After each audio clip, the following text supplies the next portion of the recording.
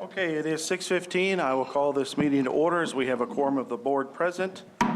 If everybody would please stand for the Pledge of Allegiance. I pledge allegiance to the flag of the United States of America and to the republic for which it stands, one nation, under God, indivisible, with liberty and justice for all.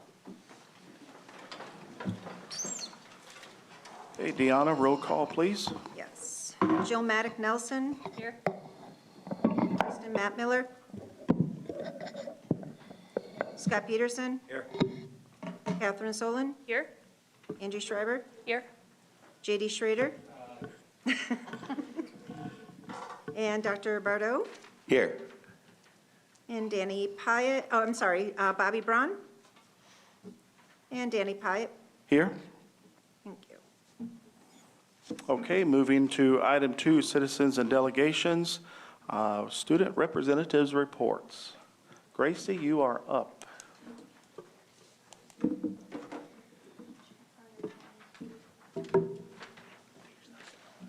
Hello, everybody. Luke could not make it, or I'm not sure why, but he's not here. So, the Student Council is hosting a Pinktober Wear Pink to support breast cancer.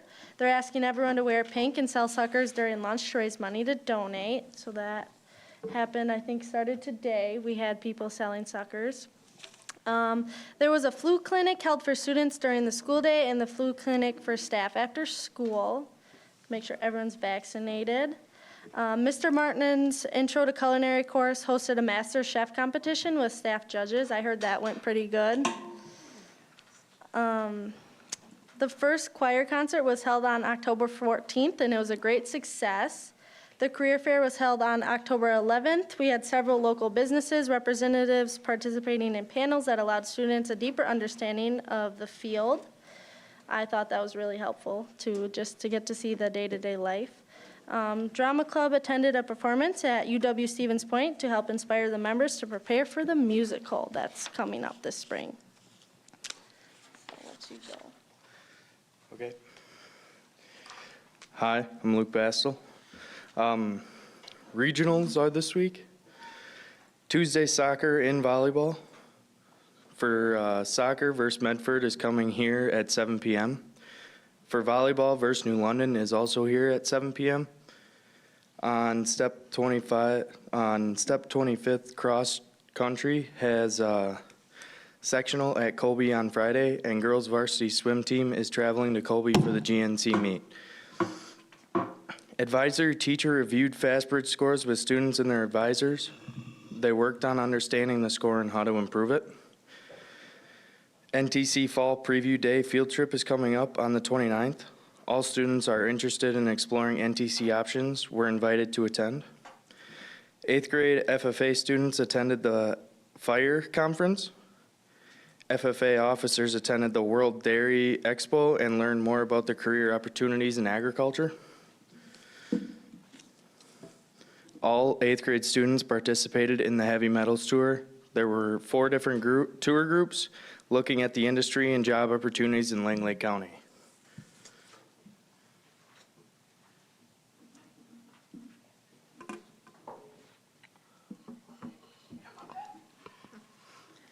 Do we have any questions?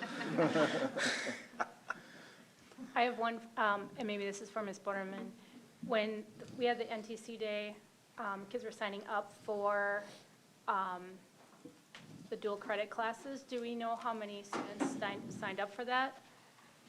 To take dual credit classes in school? Yes, I believe they were signing up that day, getting registered, I guess, if you will. Yeah, so I don't know that number off the top of my head. I know we're running several dual credit courses, but I would be able to get that for you. I don't know if I can make that happen tonight. Okay, was it quite a few kids that were students that were signing up for that, or? I think Ms. Netter said there was 128 maybe, maybe it was more, but I know it was well in the hundreds. Okay. But they signed up at different times, so they tried to catch them at open house. Yep. And then if they weren't enrolled in open house, then they came to school to do it with them. Okay. So, Okay. That's, just in anatomy, there's 50. oh, wow. So, yeah, we have quite a few taking advantage of it. Good, good. Thank you. Okay, then moving right along to item B, recognition. Okay, so for the first recognitions that are probably visible on the board agenda, I'm not sure if they are, I failed to send communications, so we will be putting those on November. But we do have some other recognitions. Ben, could you start? If everyone could pay attention, we have 3 videos, I think. As most of you may not be aware, October we celebrate School Board Appreciation Week, and our board meeting did not fall during that week, so we're going to take a brief period of time to celebrate our school board tonight. So, Ben, will you play our videos, please? Hello, my name is Mike Humphrey. As the current president of the WASD, I want to thank you for serving as school board members and wish each of you a happy Wisconsin School Board Week. Public schools are the cornerstone of our communities, shaping the future of every child and, by extension, the future of our society. They provide a place where all students, regardless of their background, can access quality education and opportunities. The role of school board members is pivotal in this process. They are the architects of educational policies, the stewards of budgets, and the advocates for the needs of both students and teachers. By making strategic decisions, school board members ensure that schools have the resources they need to succeed. Their commitment to educational excellence directly impacts student achievement, from improving academic programs to enhancing extracurricular activities. When school board members actively engage with students and educators, they create an environment where everyone feels valued and motivated. Moreover, school board members have the unique opportunity to inspire students. By championing innovation, celebrating successes, and demonstrating unwavering dedication, they become role models. Their leadership shows students that hard work and perseverance can lead to success, and that their potential is boundless. In essence, the work of school board members extends beyond administrative tasks. It's about nurturing the potential in every student and fostering a thriving educational community. Their influence is profound. So whether you're a board member, teacher, administrator, parent, or community member, please take time this week to celebrate your local school board members. I thank you all for your leadership, your passion, and your support of Wisconsin students. Happy Wisconsin School Board Week.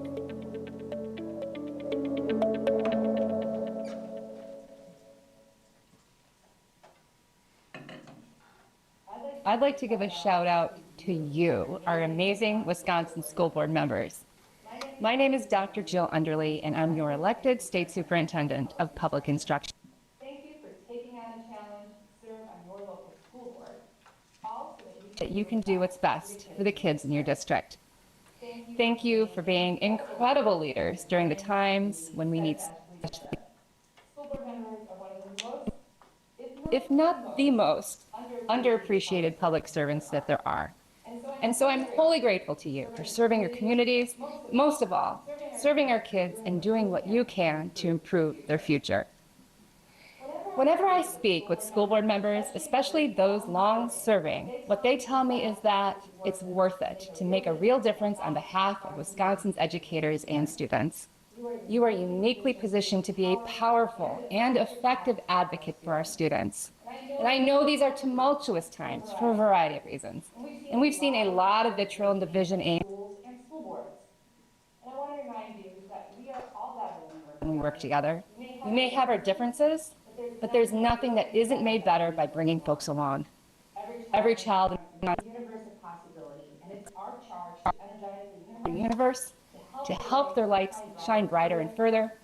And you are one of so many awesome and caring and ferocious and resourceful educational champions. I'm thankful for you and for our partnership on behalf of Wisconsin's kids, this school board week and every week. Thank you.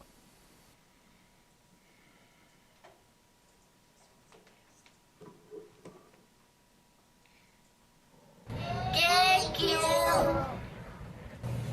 Thank you so much. Thank you so much. Thank you so much.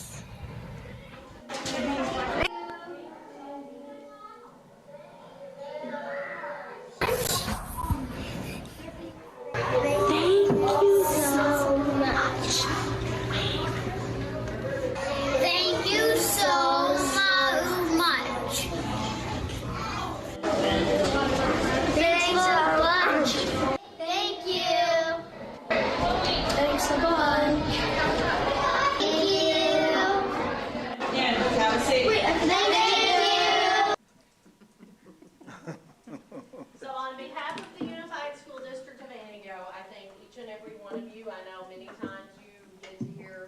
only the problems, but please rest assured the decisions you make are very impactful in helping our district to be the best that it can be. And we are seeing growth each and every day.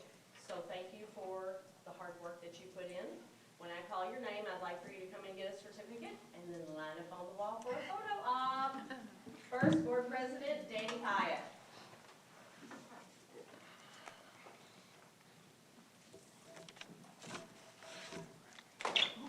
You can get individuals and then we'll get a group picture. Dr. Dave Bardo.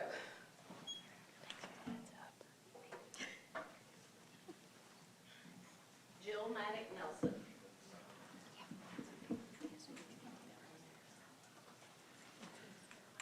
Kristen Matt Miller.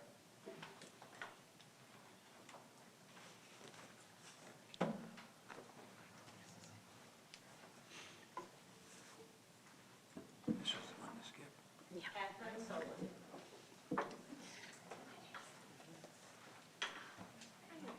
Scott Peterson.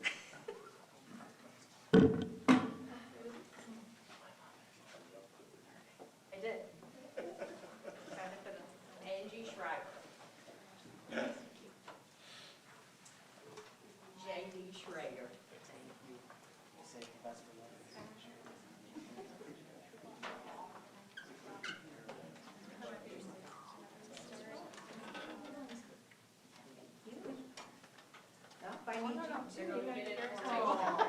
Come on, J.D. Smile. You like that bad kid. That's all I want to take a picture.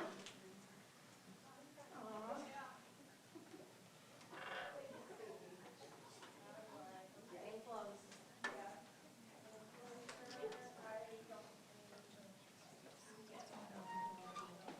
Can everybody turn to the side?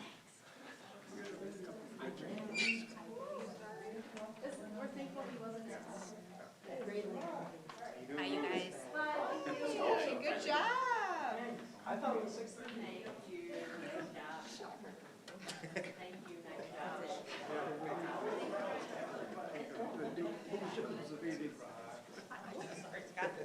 All right, stepped out somebody out there myself.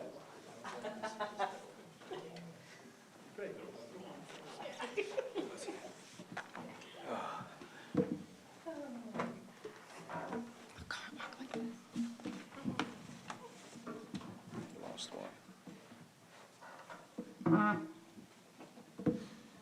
We lost one in the, okay. Yeah, so to my fellow board members, thank you so much for all of your countless hours of study, countless hours of researching all the material, and always being prepared for all the meetings that we have throughout the month, throughout the school year. So thank you so much for all of your hard, dedicated labor of love for our district. And those kids said it all, their faces. Letter C, public comment. Do we have anybody signed up? We do not. Letter D, CTE open house. Mrs. Ojenski. So we have Mr. Parisic, and I'm thinking Mr. Doucette will be joining. I'm not sure that they will be presenting on our CTE open house that is upcoming. And Skills USA as well. Yep, so It's the Ben, I next think the item. Skills USA slides are first, so if you want to just start with that one, and then I'll play a short video to start here on the next slide.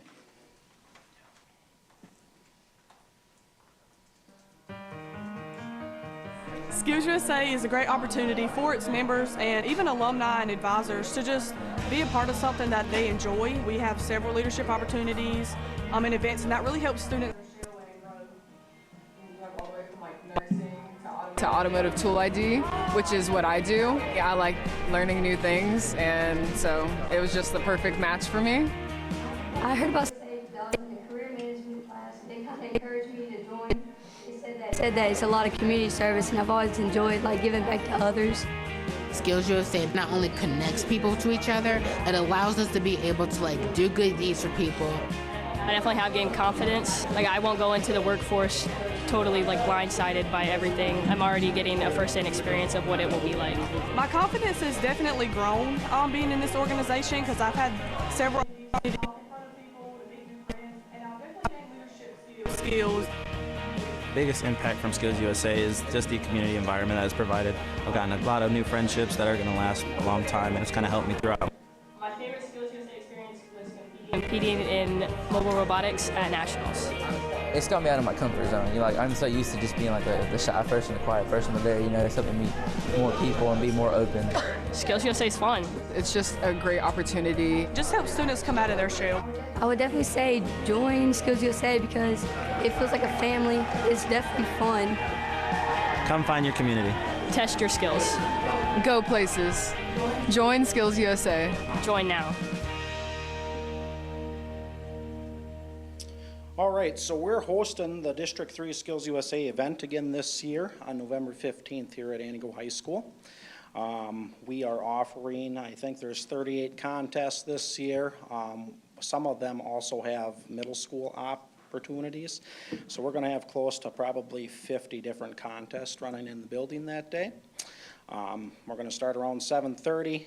It's one of our PD days, so we're going to be utilizing the entire high school. We're also going to be utilizing NTC's welding lab over there because they have more space than we do.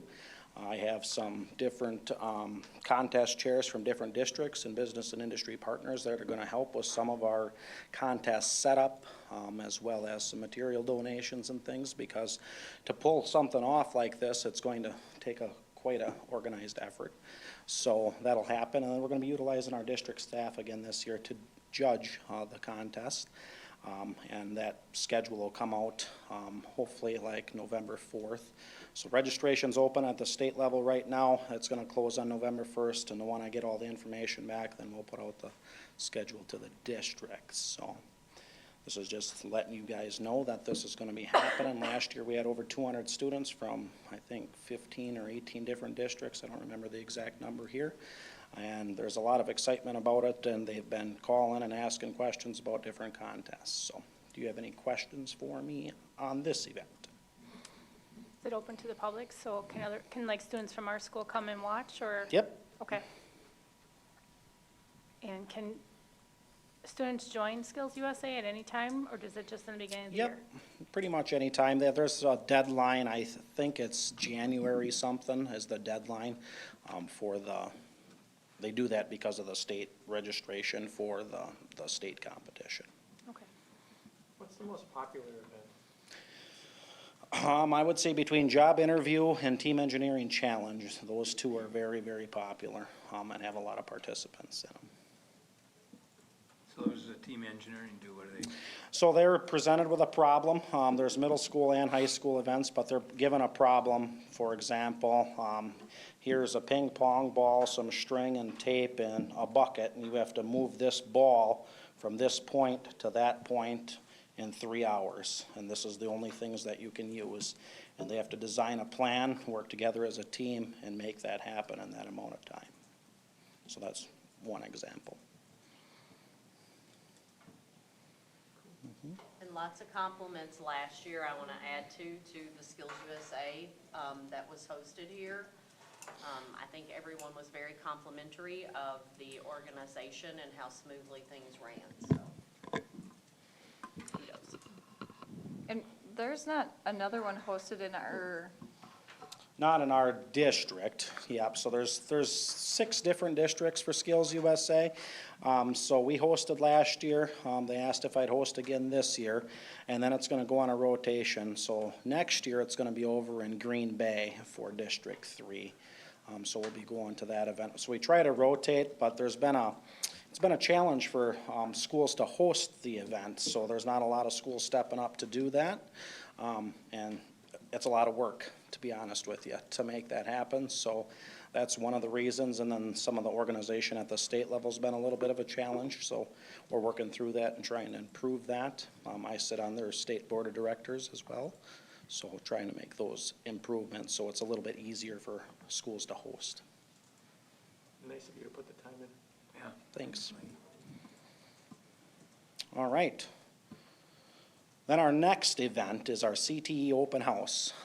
We did this for the first time last year, and it was a huge success, and we're looking at making that bigger this year. So that's going to be happening December 10th this year from 4 to 8 p.m. here at the school, and it's going to showcase, again, our CTE department. It's going to be a little bit different than last year. Several of you were there last year and toured and did some things, so we're looking at adding some different things this year. So Ben, if you want to scroll forward. This is our tentative map right now of the school and how things are going to flow. So as participants or community members, visitors show up, we're going to have them enter the building over by the greenhouse on that side door of the building. And there will be some lights and stuff over there, and it's going to distinguish that as the entry point for this event. So it's just not coming to the school to come to the school. It's going to be something different. It's going to feel different. And as they come in there, the green dots on the map are areas of activation or where there's going to be something happening. And so we have the ag room and the greenhouse and the auto lab and all of our shops there. And down the hallway, we're probably going to have some sort of prints on the floor, so either snowflakes or something, kind of helping people navigate through the building. Last year, the flow wasn't real smooth. People got through the building, but we're going to try to improve the flow through the building this year. A few other things that are going to be out there this year is potential food truck locations on the outside of the building there where people can grab something to go as they come through. We're working on those details. There also is, we're planning to have some Christmas trees in some of these areas as well, and tying our community in with sponsoring a tree and getting their business promoted through the event. There'll be a couple options for that. Either they have us decorate the tree and there'll be a price for that. We're not sure what that is yet. Or they come in and decorate the tree and it'll be a cheaper amount.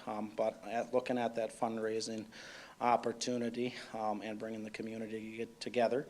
And then they'll flow through over to the VALM. We're going to have live music this year in the VALM. Not necessarily projecting out to the audience because it's a fairly big space, but maybe more of a behind the scenes, more of a personable performance. So that's going to be happening there. And there might be some different merchandise and stuff for sale there. Some of our branded products that our graphics and metals and woods classes have been working on already this year. And then they'll flow down and head over to the culinary room, maybe stop in the commons. There might be some raffles and stuff set up there, but it's kind of going to be the route through the school.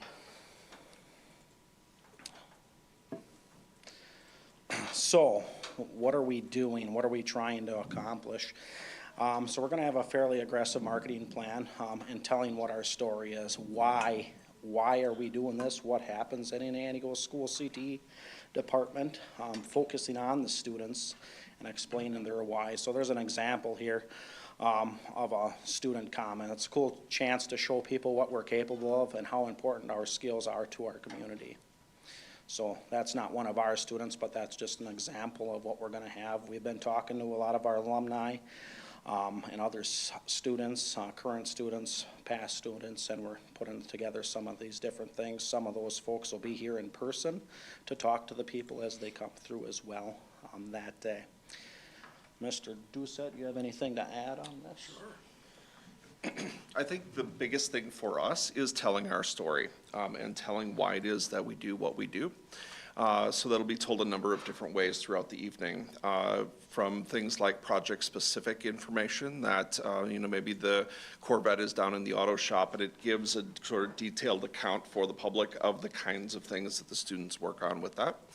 We're going to do a number of different testimonials throughout the building, things from alumni, things from businesses that we work with on a regular basis. They'll be in print and in video throughout the building, kind of along the path as you go. And a lot of in-person discussions, like Mike mentioned as well, with alumni and current students, as well as folks that we work with out in the community a lot.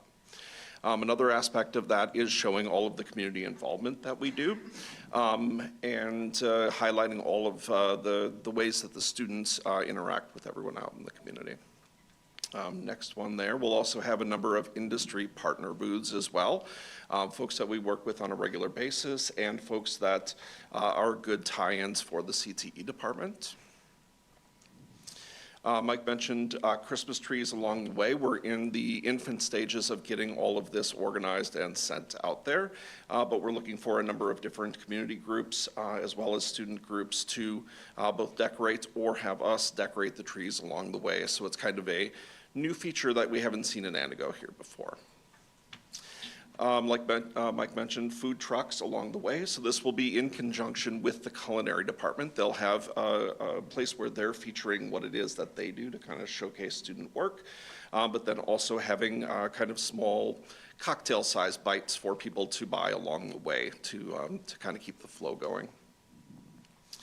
We're also really focusing this year on fundraising. Last year we kind of started with bucket raffles and some larger items to be raffled off, but this year we're going into branded gear as well and doing a couple of other raffles to really look at the fundraising opportunities for the department. Save the date cards have already gone out for this. The welcome letters for all the businesses that we'll be partnering with, as well as a targeted invite list of about 400 people in the community and in the area will be going out this week. And then larger announcements in all sorts of different media will be starting to go out as of November 1st-ish or so. And as Mike mentioned, there is a very heavy marketing campaign planned for this to be able to build on the attendance of last year. And we're looking to double the attendance that we had last year. So, and if there's any questions, any of the three of us, Shalyn or Mike or myself, can answer questions for you. What is the price for the Christmas trees to sponsor, like a Christmas tree, and then if you were to decorate it, We can get back to you. Okay. We don't have all the details worked out yet, but hopefully this week or so we'll be able to get that all finalized. Okay. We're also still working with the local fire chief to make sure that everything is kosher before we send it out to everyone in the public. Okay, so these are going to be fake trees, or they? Currently, they're real. They're real. And we're working with a local tree farm for that. Okay. But we're just working through all the specifics of making sure that everything is going to meet code the way Sure. it needs to. Sure. Okay. So it's in the infancy stages. Are we certain it's going to happen? It'll happen one way or another, whether it is real or artificial. But we're just trying to work through with Corey to see, if there's ways around certain things that, we need to. Yeah. Yeah. So he originally responded with, no, we can't do this. And I said, well, Corey, are we going to be breaking any laws if we put these trees in? And so he's going to come over, we're going to have a conversation about a few things and talk through some things, but we should be good. Sure. Yeah. I'm excited about this. I attended last year. It was wonderful. I think the changes that you're implementing this year are really smart. And I think it'll make it even more successful, just navigating the building. I love the implementation of the food trucks, especially local. This is really cool. Kudos to you guys. I know there's a boatload of planning behind the scenes, and it takes a lot of effort. I don't know what your number was for attendance last year. I'd be really curious if you know a ballpark, because I know it was quite successful. I was very impressed. And with the goal of doubling it, I'd be curious. Do you have the Yeah, it was number? just over 1,000 last year. Can you say that again, please? Just over 1,000. Yeah, 1,000. Yeah, in 4 hours. Incredible. It was incredible. So I'm excited for this event. Yeah, and we're shooting for between 2,000 and 2,500 this year, so. And to note further that I missed initially is it's very interactive for all age levels. I had my very young elementary age daughters with me up to my age, and we could engage throughout the whole thing. It was very cool. So well done. Thank you.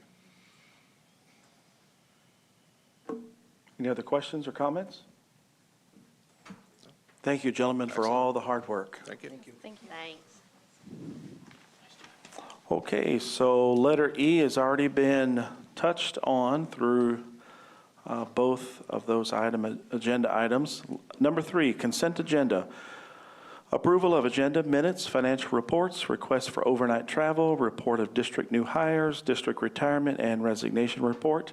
I will be looking for a motion, please. I move the board approve the agenda, minutes from the September 16th, 2024 Board of Ed meeting and review amended minutes from August 19th, 2024 Board of Education meeting, October 14th, 2024 committee meeting minutes, district retirement and resignation report, report of district new hires, request for overnight travel, financial reports for September and October 2024, consideration of current checks, current bills, checks number 8286 through 8420, in the amount of $280,595.43. ACH numbers 242500182 through 242500401 in the amount of $977,554.49, and wire transfers in the amount of $176,511.72 for a total of $1,434,661.64.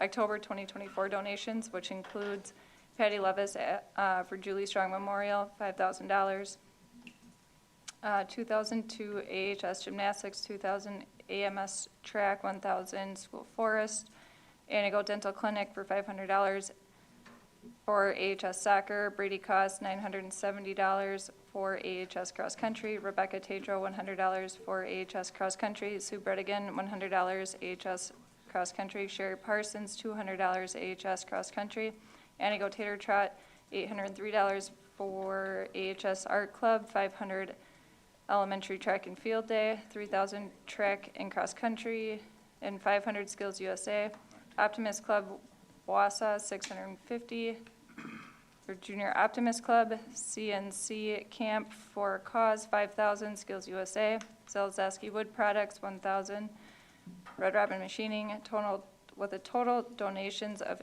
$18,523. Thank you, Jill, for that long motion item. Would you like to speak to your motion? Thank you to all the generous donors for your continued support with our district and the various clubs and activities, and to those retiring from our district for your years of service. Thank you so much. Any other questions or comments on the motion on the floor? I will remind board members to please move your microphones close to your speaking so it can be picked up through the recording. Any questions or comments? I need to abstain from check number 242500266 and 242500182. Please. So noted in the minutes. Any other? Those numbers again. 242500266, 242500182. Thank you. Are there any other questions or comments? There was some side discussion. Did you solve that? Yes. It says Patty Lewis. The- Is that Patty Lewis or Patty Levis? That was a question. It could be a typo. So I didn't know if it mattered or not. Yes. Not wanting to take an assumption of. Correct. Yeah. Correct. All right. Any other questions or comments? Hearing none, the voting device is now open.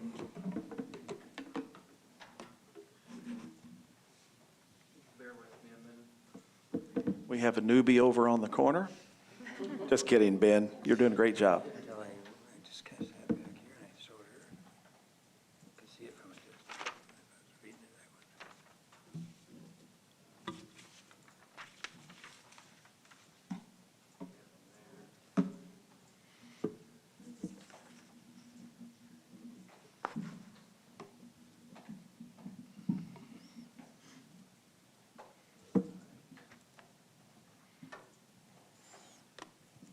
I think I'm ready for you. Okay. Do I need to reopen the voting? Yes. Okay. Are you ready? I think so. All right. The vote is now open.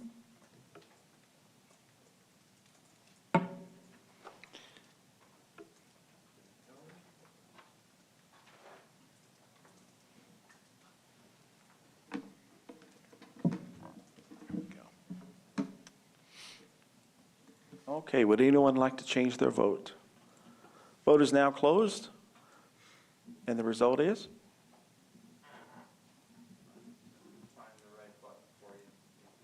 Okay.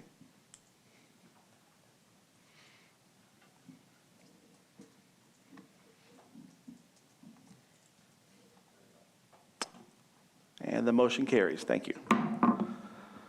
Moving on to item 4, administration reports. I will turn this part of the meeting over to Mrs. Oginski, our district administrator. So item A attached is the Director of Business Services report attached, and Mrs. Fosbender is present if anyone has questions. Item B, the Director of Pupil Services. I was just curious. Can you pull your mic up? The meeting tomorrow night, why'd that one get canceled? The referendum information?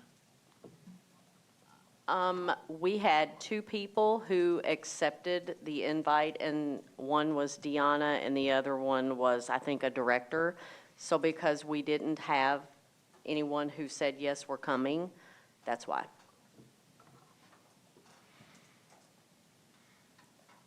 Okay, any questions about the business director report? Next item agenda, Director of Pupil Services and Special Education. The report is attached, and Ms. Wagner is present if anyone has any questions. I just have one concern that I've been hearing from the community, and I know I've brought this up to you, but I just want to have it addressed publicly, that there's community members, students, and so forth that are under the assumption that when there's behavioral issues, and if the kids are SPED kids, then they're not under the same, I guess, criteria as the other kids, and so it's kind of being swept under the rug, so to speak, is what I'm hearing. So if you could just address that, so that way it's... So I can address that, Ms. Wagner, sorry. So because a student has special needs does not mean that they get separate expectations. There may be different boundaries dependent upon what the disability is. That always comes into play if you're talking about any student that has an IEP, but it does not mean if a student has an IEP that their behavior is just tolerated no matter what that is. That simply is not correct. That's not true. Okay. All right, I just wanted that to be put out there publicly, because like I said, I'm hearing feedback from the community, from students and stuff, so I just wanted to have that addressed. Thank you. Thank you. Do we have questions on the Director of Pupil Services report? Okay, if not, up next we have the Director of Curriculum and Instruction, Ms. Stutzream, and our building principals are present. They will be presenting our fall benchmark assessment data. Please hold your questions until after each have finished, if you don't mind, please. Ms. Stutzream? Thank you. So we're going to start with the district assessments as a whole to give you kind of an overview and an umbrella, and then we will move to each of the building sites to make sure that they can speak, the administrations at that building can speak to their data at their school level and the action plans in which they're putting in place to help address the needs and concerns. So one thing we're going to start with is we know where we are. I've said this all last year. I continue to say it to staff as well. We are not surprised and shocked by our data. We know exactly where we are, and we don't make guesses around data. Data is what drives our decisions around our student achievement, around our plans and our action steps. So tonight we're going to talk about some celebrations that we're seeing. We also acknowledge, though, that we have a lot of work to do. So if you're just glancing up at the board and looking at the data monitoring report, if that does not say 0 students below proficiency, we have not done our jobs. So that is a consistent thing. We want 0 students below proficiency. We want all of our students proficient or advanced. So our work, and I say ours as a district, as building administrators, as staff, does not stop until that becomes a reality. I'm very serious about that. I know people can laugh about it. They laugh that I say we're going to be #1 in the state. I don't say that in a funny way because I know exactly where we are. I know exactly the staff we have in place and how we're going to move forward to make that happen. Is it overnight? Absolutely not. So when we speak about our our data today. I don't want anyone walking away feeling like, one, we were not transparent, because we're going to be very transparent with the data tonight, but also that we have a very good understanding of what our plan is moving forward to address the needs and celebrate the students who are doing proficient in advanced, but also what is their next steps to make sure that we are not keeping them at a stagnant level. That all our kids mean all of our kids, every student with an IEP, every student who's advanced, every student who has an ILP, which is our students who are English language learners. We look at their data and we address that accordingly to make sure that we're doing the best things for every one of our students who walk through our doors. So one small point of celebration as we start. Last year when I stood up here, we had 51% below, students below proficiency in ELA as a district. We are now at 47%. A small jump, but moving in the right direction. Last year when I stood up here, we had 53% below proficiency in math, and we are now at 48%. So another small movement, but as a district, that's a lot of percentages as we look to the work that we're doing. We want to, our goal this year is to get us down to 27 and 28%. Again, my goal is always 0%, but we're going to work our way to that. So that's kind of where we are as a district as we look towards those goals of where we started last year, where we're starting this year, and you'll see that throughout our data. So if you scroll down, if you're moving along with us, otherwise Mr. Wilhelm has it up there for you. Just like last year in the brown category on the left-hand side next to the student grade, you will see a category that's colored for a different reason. This is by cohort. So what that means is you will see 4K has no data because they were not in our school last year. You will see kindergarten at 36%. Which means that's when they left 4K as 36% in the spring. And if you go all the way over to the right, they're at 38% below proficiency. Some people ask why I don't put proficiency on here to make us feel better. I could actually do that, right? We could talk about this many kids passing, and it makes us feel warm and fuzzy as adults, but that's not going to be who we are. We're going to look and address the needs that we have. We are failing currently 38% of our kindergartners in the fall. We can absolutely make an impact on our kindergartens this year if that's where we're starting. We have that goal of 28 and 27%. I think with our kindergartners, we can actually get that lower. So that's how this graph reads. So as you're looking, our current 4Kers are 38% below, along with kindergarten. You'll see first and second grade is definitely a need and a concern. They are going to be highlighted on my board all year. It does not mean the teachers are not doing their jobs. It means currently we are sitting with 64% of first graders below and 62% of our second graders below. That means we have to look at our data, look at our supports, and see how we are going to support these two grades even more because we have a lot of need. The teachers are doing a wonderful job implementing already WIN groups, looking at our FastBridge data, and making sure that we are addressing those needs. So I want to say that again so that the community understands as well. This is not a first grade and second grade teacher problem. This is a system problem, and they are right now currently working really hard to change that for these two grade levels to make sure when we move into third grade that that is different. Our third graders come in at 43%, and this is just an A reading test. A reading encompasses all of their skill work around vocabulary, around comprehension, making sure they know multisyllabic words. So our third graders, one thing that's not shown on here that I want to uplift is that our third grade teachers, especially at West Elementary, celebrated that this is the highest our students have come in at CBM, which is their fluency, how quickly they read within 1 minute. So we are seeing those gains, right? When you look at the data, it's not in every pocket yet, but there's pockets that we're really seeing, and we're saying, okay, what are you guys doing then that we can do across the district for everyone? Because if it's working in one place, that's the great thing about collaboration and having all of our teachers work together, is we can really utilize that and make it better. So fourth grade, you will see we're at 52% below in ELA, fifth grade, 42%. Sixth grade, 39%, seventh grade, 48%, 46% in eighth grade, 50% in ninth grade. You'll notice 10th grade, 31%. That's a really great celebration right now because if we're starting there, we can easily make it and then even go further than our goal was. And 11th grade was 42%.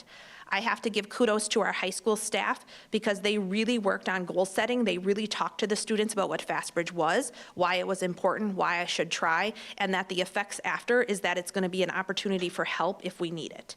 And I'll let Ms. Borneman and Mr. Morank talk about that help after looking at their data. But this is better than we saw last year. I'm not sure right now if when we dig into it is if we tried more, or were we more conscious of the test and able to do better on it because our teachers uplifted it in our classrooms? Any questions around the ELA? Can you remind us what grade that test changes? Yep, when you look back up, the test changes, you'll see early reading in 4K and kindergarten. So the kindergarten cohort, as you look, right? So that first grade, 42% below, it looks like it jumps to 64%. That is a different assessment. The 42% is early reading, and then the first grade score of fall is A reading. That is what we jump to when it's after our phonics and our phonemic awareness and our sounds, we jump to the A reading. Thank you. Any other questions on that? If you keep scrolling, Mr. Wilhelm, down to the math, you'll see some graphs I added as well. You can go back and look at those if you're a visual learner. You will also see we have a lot of blue on some of those graphs, which are our advanced kids, because we really do make sure we look at our advanced students and see what do they need. Because if I'm a really great reader and I have great fluency, but I can work on multisyllabic words, I can work on my comprehension at a higher grade level, so they're getting what they need as well. So for math, you're going to see the same sort of graph, and as you look down to the right, you can see we're hovering around that 40%, 50%. We are better than where we started last year. The early math test, again, changes when you get to first grade. In kindergarten, they took early math. Then we jump to A math, which is a different assessment, assessing different strategies and concepts in math. We kind of see the same trend along these lines as well. First and second grade are our biggest concerns, along with eighth grade. Eighth grade does count double on the forward assessment for math, so that's also a concern that we're going to keep an eye on. Any questions on math? Why does eighth grade count double? Eighth grade counts double, and third grade, the ELA tests count double, because when you get to third grade, you should know how to read, and then you should be able to use it to learn. So we learn to read up to third grade, which is why Act 20 is so important, and then we use that knowledge and we read to learn. Same in math. If I can get to eighth grade math and I have all the concepts of those foundational skills, I should be able to pass algebra, geometry, and move into my high school. So that's kind of like those barriers that show us if you don't have the skills by this grade, that is a concern. So they weighted double on the state report card for that reason, because of the importance of those grade levels in graduation. What is the reason for the two different types of assessments? Like the early reading or the... Yeah. Yep, so early reading, it works on phonemic awareness, so it's your kids that learn concept to print. So one of the tests is, how do I hold a book? Do I hold it the correct way? Do I know where to start with the sentence? I have to put my finger on the start. Which word do I start when I read that sentence? So those are some of those concepts of print. We also use phonemic awareness. So I've talked before about the sounds, like the phonemes that are being used. Can I decode a word? Can I encode a word and write it? Some of those easier, what we call easier, but more foundational skills. Then once you have those, we're looking, can you utilize them and implement them into your writing and reading, right? So it's the switch of just learning it, but now being able to apply it. So I can know how to read, but now can I apply it to comprehension in text and get something out of that text? Okay. So that's the same for math. My number sense, do I know what number comes before 13? Do I know what's between 14 and 16? Do I have numerical sense like that? Which is great, because now it switches over, can I use that number sense to actually do the concepts of math that I need to do? Okay. So it's those foundational skills that without those, the number one indicator of kids who can read by third grade is math. And I think a lot of people don't understand that, but math is patterns, and if you can find patterns, phonics is patterns. So that math also helps us dictate if students are able to read, and if I'm missing numerical sense at that foundational level, I might be a struggling reader. So we use all that data to kind of inform our decisions around how we help address the needs of our students. Okay? So Mr. Wilhelm, I'll have you jump to that other slide. So I didn't put this one on there, so I'm just going to have you look up here, just because it was a little bit more confusing on how to read it, and I didn't want anyone to get the wrong impression. So when we talk about data, I really want to make sure that we are transparent, like I said, that we are showing all different types of data, because FastBridge is one snapshot of our kids' lives, right? We don't die on the hill of FastBridge, but we can utilize it and look at it in different ways to make the best decisions for our kids. So one of those ways is to look through historical data to make sure as a system, right? And I know people are like, she keeps saying system, but as a system, we could have great teachers, but without a system, we're canoeing in opposite directions. We want to all canoe in the same direction with that great learning. So I'll have you go to the next tab. So you'll see, so the purple on the top is our advanced kids. You'll notice at the bottom of each one of those columns or those bar graphs, it'll say 2020, 2021, 2022, 2023, and then 2024. So as a district, I just want to give you some context in where we've been. Our A rating scores show a 2% increase from fall of 2020 to the fall of 2024. So you can kind of see we took a dip through the years, and now we're kind of going back up. We are starting the 2024 school year with more proficient students than we have in the last 4 years. Does it mean we're done? No. Does it mean we've hit all the things we need to? Absolutely not. But it's really great trend data for us so that we can understand the pieces that we're doing right and the pieces that we can change to do better. You want to go to the next slide? Thank you. So this is grade 2. So again, when you look at that bar graph, these are not the same students.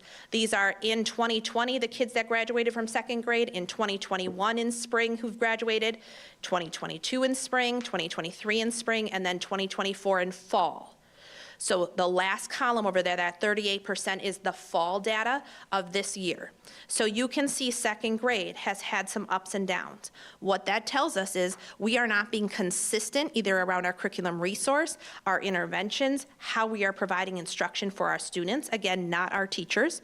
But we have to look at that and say, okay, if we have that much up and down in our data, that's saying something to us about the instruction that we're providing. That each year more and then less kids come out of that being successful. We have to look at that, find the reason why, and then address that. If you want to go to the next one, here's 3rd grade again. You can see back in 2020 on the left-hand side, we had 48% proficient, all the way till 2024 in fall. But look at that, in fall, we're already at 57% of our 3rd graders proficient in fall. So the students in grade 3 this year are starting the school year 9% higher than the 3rd graders ended in 2020. We're also 13% higher than last year's 3rd grader ended. So when the kids moved to 4th grade and our new 2nd graders came into 3rd grade, we're already at 57%. So what that tells me is that what happened last year in 2nd grade for these current 3rd graders, we did something right. We are already 57% proficient. Think of where that would be at the spring level, right? We're going to see that jump up, which is very exciting, which is why I highlighted 3rd grade and CBM before, because we're seeing that growth finally take course, which is wonderful. You can see 4th grade again in 2020 all the way up to 2024 in fall. So in fall, we're at 48%, which is just a little less than what spring was last year. Again, that tells us that we don't have much of a summer slide as we look at things, which means we solidified a lot of our learning last year so that when we went into summer and we maybe weren't reading every day, we didn't slide as far as we usually did, which is a great thing to know. On the left-hand side, the blue bar graph is the cohort. So those were our current 4th graders when they were in 2nd grade, spring of 2022, 3rd grade when they left 3rd grade in 2023, and where they are currently in 2024 in fall. So if that's fall, imagine where spring will be. So I hope that highlights some historical data for you of where our cohorts, this is what we do on a daily basis. It's a real fun job. But to look at that data and those trends and find the successes and find the places that we're struggling. So if you go to number 6, you will see this is our current 5th grade. On the right, again, the purple and pink. We are already sitting at 57. We are matching where our 4th graders left last year into 5th grade. Our current incoming 5th graders are already at that spring data. That is awesome. That is hard work by our teachers. You will see our current 5th graders back when they were 2nd graders, as they left 3rd grade, as they left 4th grade in spring, and now where they are in fall. So you can see this is also, it makes me a little concerned about the up and down. That's something that we have to address, but we're at 57%, which is really great. And how do we keep that moving? Here's our 6th grade data. Again, we're seeing 57% in fall, which means to me, when we come back in spring, we have a big jump. And these are our current 6th graders from when they were 2nd graders all the way up to 6th grade. So you'll see they left spring of 2023 in 5th grade and they came in at fall 2024 at the same percentage. That is really unheard of because that doesn't show any summer slide. And when we think of that, and I keep going back over that, if you don't solidify your learning in the spring of your year and you go into summer, you tend to lose all that, and we see this big gap when we come back in fall and we think, oh my gosh, how are we going to get our kids back to where they need to be? This is very interesting. What fifth grade did with these kids is solidified so much learning that when they went to summer and hung out outside and played in the pool and ate candy and whatever they did, they came back with that same skill set, which is really great. Our current seventh graders, you can see again, we're sitting at 53% in the fall, which is where our fourth graders left, or our fifth graders, sorry, left last year at 52%. We're already sitting there. And our current seventh graders from when they were second grade, it jumps over third grade because I think there was some COVID. Yeah, a little COVID year or something. Fourth, fifth, sixth, and now they're current seventh graders. You'll see there is a dip there. Again, not our teachers. We're going to think of what we didn't solidify, and maybe we had learned some things that we didn't completely grasp, and how do we make sure we do that better? But we're sitting at 53%. Eighth grade, the same. You're going to see the same. We're sitting at 54% of our kids in fall being proficient, which is great. As you can see, they have left that grade over the years being less than that in spring. So that's really great in eighth grade. And you'll kind of see where they started in fourth grade as fourth graders all the way up to their eighth grade year. So we do see a dip, and we are going back up, but that is a concern because eighth grade is a very important year as we move into the high school level. Here's our current ninth graders. Again, we have a lot of need in ninth grade. We were in 2020 at 68%, and we're down to 50%. So that's something we need to look at and say, what's happening between the 8th and 9th grade year. You can see these are current 5th graders all the way to their current 9th grade year. We kind of have some up and down there with this group of kids. So when I look at 9th grade and I look at their FastBridge data, we have a lot of kids that need interventions in 9th grade. They are missing some phonics skills. They are missing some of those foundation, which is why we're up and down, which means we haven't solidified a lot of those skills of those foundational level, and Ms. Borneman will be speaking about that as well.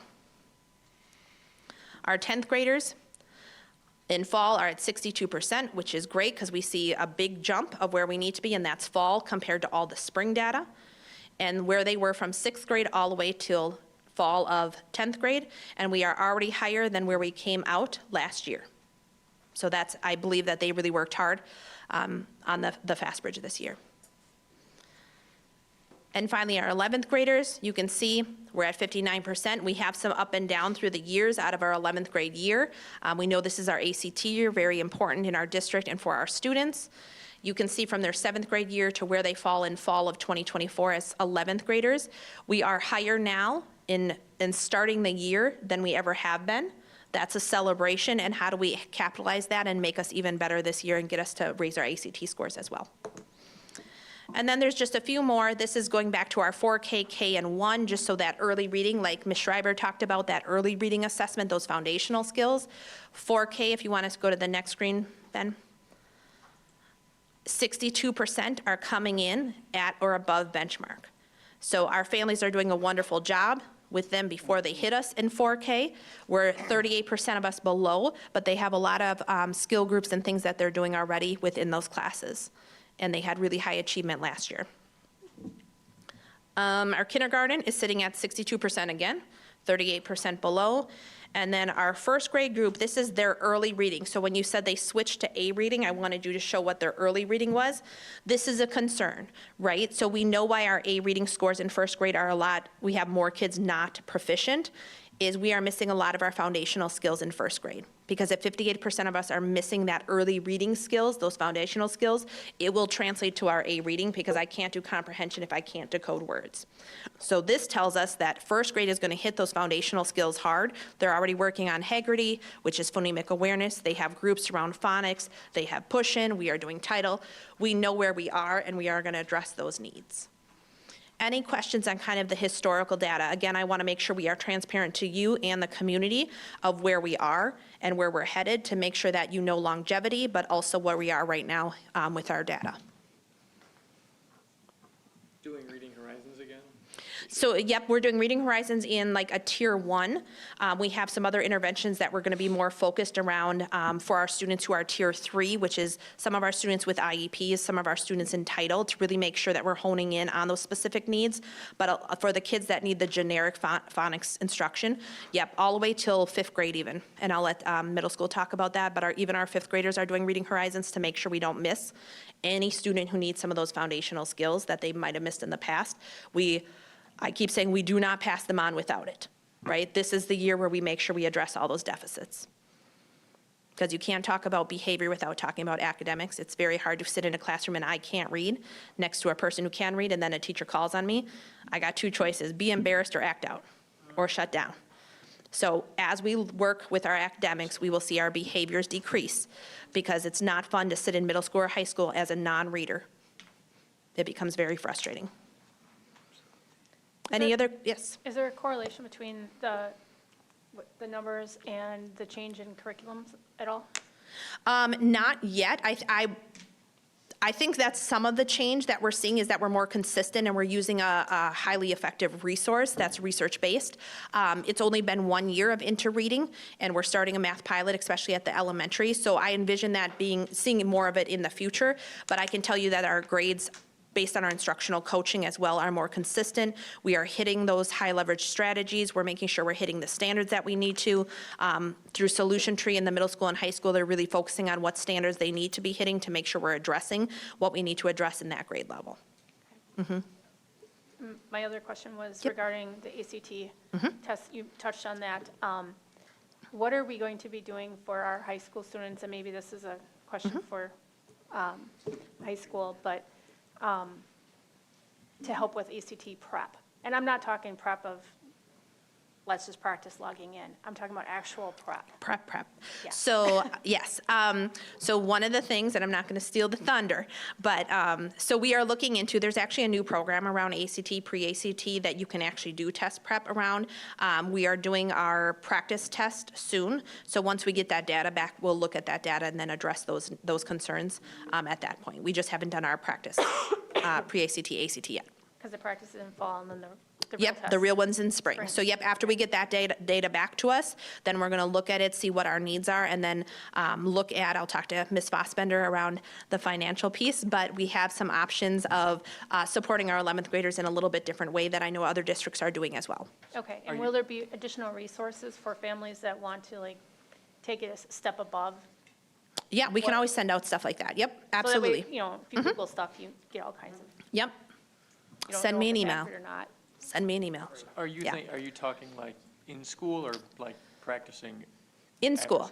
Like in school, yep. So for our 11th graders, so that they can see the test questions, right? So they know what kind of format it's using to make sure they have the skill set, and it actually breaks down what skill they're missing. So if in reading I'm missing these components or these standards, then we can address those standards. It's going to take a lot of our high school to make sure we're doing some of these interventions. We have not done interventions in the past. And Ms. Barneman will talk about it. It is, you will, I'm sure, hear about it. A new thing, but most high schools in the country are doing interventions for their students. So it's time that we start, and we do them, and we do them well, so. Good. Yep. Thank you. All right, so I'm going to invite Ms. Maddock up to talk about West Elementary. So you've kind of seen the data of the district. She's going to walk through the specific action steps that West Elementary is doing to address the needs. All right, good evening. Thanks for that detailed plan, Ms. Stutstream. All right, I'm Anita Maddock. I am the principal at West Elementary. A lot of the information that she shared was district-wide, so a few things I want to mention. Thank you, Ben. Our goal is to decrease the number of students that, again, are below grade level. So our school goal is to decrease 52% of our students below grade level to 27% of students below grade level. So last year when we stood here in front of you, our total number of students that were below grade level was 58 in ELA, and now we are down to 52. So obviously, I agree with what Ms. Stutstream says. We need to be at 0%, and everybody needs to be in that green category. But as you know, it takes little steps, so I will share several of our little steps with you. I think you could scroll down if you'd like to, Ben. Thank you. All right, so our school has a school learning objective. The district has a district goal. And then each teacher in grade level has a goal that feeds into those goals. So in the past, I would say there were pockets of people that were affiliating their goal with the school goal, but now we've aligned 4K through third grade. Every grade level has an SLO team. They have a goal, whether they're working on onset sounds or they're working on decoding. Every grade level has a specific goal, and they have specific instructional strategies to align with that. So that's a huge success. In the past, again, it was just here and there. Let's move to bullet number 2. First and second grade, as Ms. Stutstream stated, we need a lot of foundational skills. So we've added a boot camp where Ms. Krivishine takes our students with Ms. Krogh, and they get either a second dose or a triple dose of whether it's Reading Horizons. She spoke about SPIRE and maybe some other different interventions, but we've built those into the schedule for those first and second graders. Thanks, Ben. All right, so bullet 3, we all have win time, so I'll kind of talk about that for Mr. Dobie and myself. So all students, K through 3, have win, which is what I need time. Students that are meeting the benchmark, they might be on Read Live. They could be doing reading projects, and this year we've also infused different book clubs. So that has been super awesome with Ms. Hilger in the library. And students that are not meeting the benchmark have been placed accordingly with different staff members working through interventions. Number 5 is everybody, all of our staff, K through 3, will be engaging in Cox Campus for Act 20. And again, that is the same for Mr. Dobie. Let's see, Ms. Schreiber just asked about the second year of our reading curriculum, and I will echo what Amy said. Lots of routines, things are going much quicker. People, our teaching staff know what to expect, so things are happening at a much quicker pace, and students understand the routines. And again, our instructional coaches are awesome, and Mr. Dobie and I meet with them frequently, and we're aligning our goals with their goals, and then our feedback is very consistent with our teachers, so that's been something that we've been working very hard on. And let's see, number 10, we are really working on student expectations as a learner. This is for K through 3. So we've been focusing on sitting at the carpet, pretzel style, sitting in your desk. We say 4 on the floor, all 4 chair legs. And we have students correcting students, we have teachers correcting students, we have IAs correcting students, and our goal is, yes, if we're learning, students are engaged, and we have far less behaviors. So that has been a dominant force for us in the month of October. So we will continue the responsibility piece, being a learner. So I think I covered all of those bullet points. One last thing with our third grade is we are trying to move the end of the year portfolio night to a self-guided growth production where the third grade student is like, here's where I was when I was in first grade, here's where I was in second grade, here's where I was in the fall of third grade, now this is where I am. So we're really focusing on the student growth and the student sharing, their perspective on how they got there and where they want to be. And we might even go as far as, what are you looking to do in the future? What careers are you looking to seek? So that is a goal for us with the third grade portfolio team. I think if there's anything else. Questions with ELA?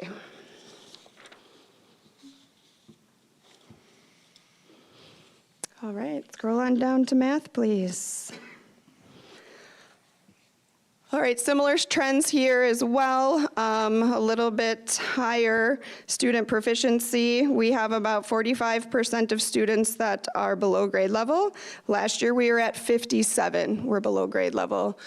So we're seeing some gains, but again, we want that column to be 0. We are in a math pilot this school year, and the biggest change I have seen is the math manipulatives or tools. Students have their hands on counting collections or cubes where they can physically see numbers being subtracted or multiplied. So the first pilot is going very well. Another common theme we have is Dreambox. They go through middle school with Dreambox as well. Students are hoping to get at least 5 lessons per week, and it's tailored to all of your skills. So if JD is in multiplication and I'm in subtraction, it will, tailor to our skills and push him farther and catch me up to my next steps. Other math concerns, we have a new math instructional coach. She has lifted tons of key components. She sends out communication. Have you tried this? Look at this picture. And she provides tons of feedback to all of our math teachers. And she's in the buildings helping any sort of math lesson when a staff member might need it. So math, we have a little bit less of our steps, but we still have a focus, and math is exciting for our staff this year. They are like, can't wait to do this lesson. They're intrigued, and they're enjoying the pilots. Any questions with our math? Okay. Mr. Dobie? I do have one question for you. I'm sorry, Ms. Schreiber. I noticed in your notes that you referred, you were talking about English as a second language students. Yep. How many students do you have currently in West, do you know? 10 to 13. Okay. Yeah. And She'll get us the final answer. so how are the resources going with that? The resource for Math Pilot or resource for interreading? I guess either one. Okay. For that group of students. Yeah, it kind of depends where the student is at. I mean, we have some 4K students that just moved here. They're picking up language very quickly.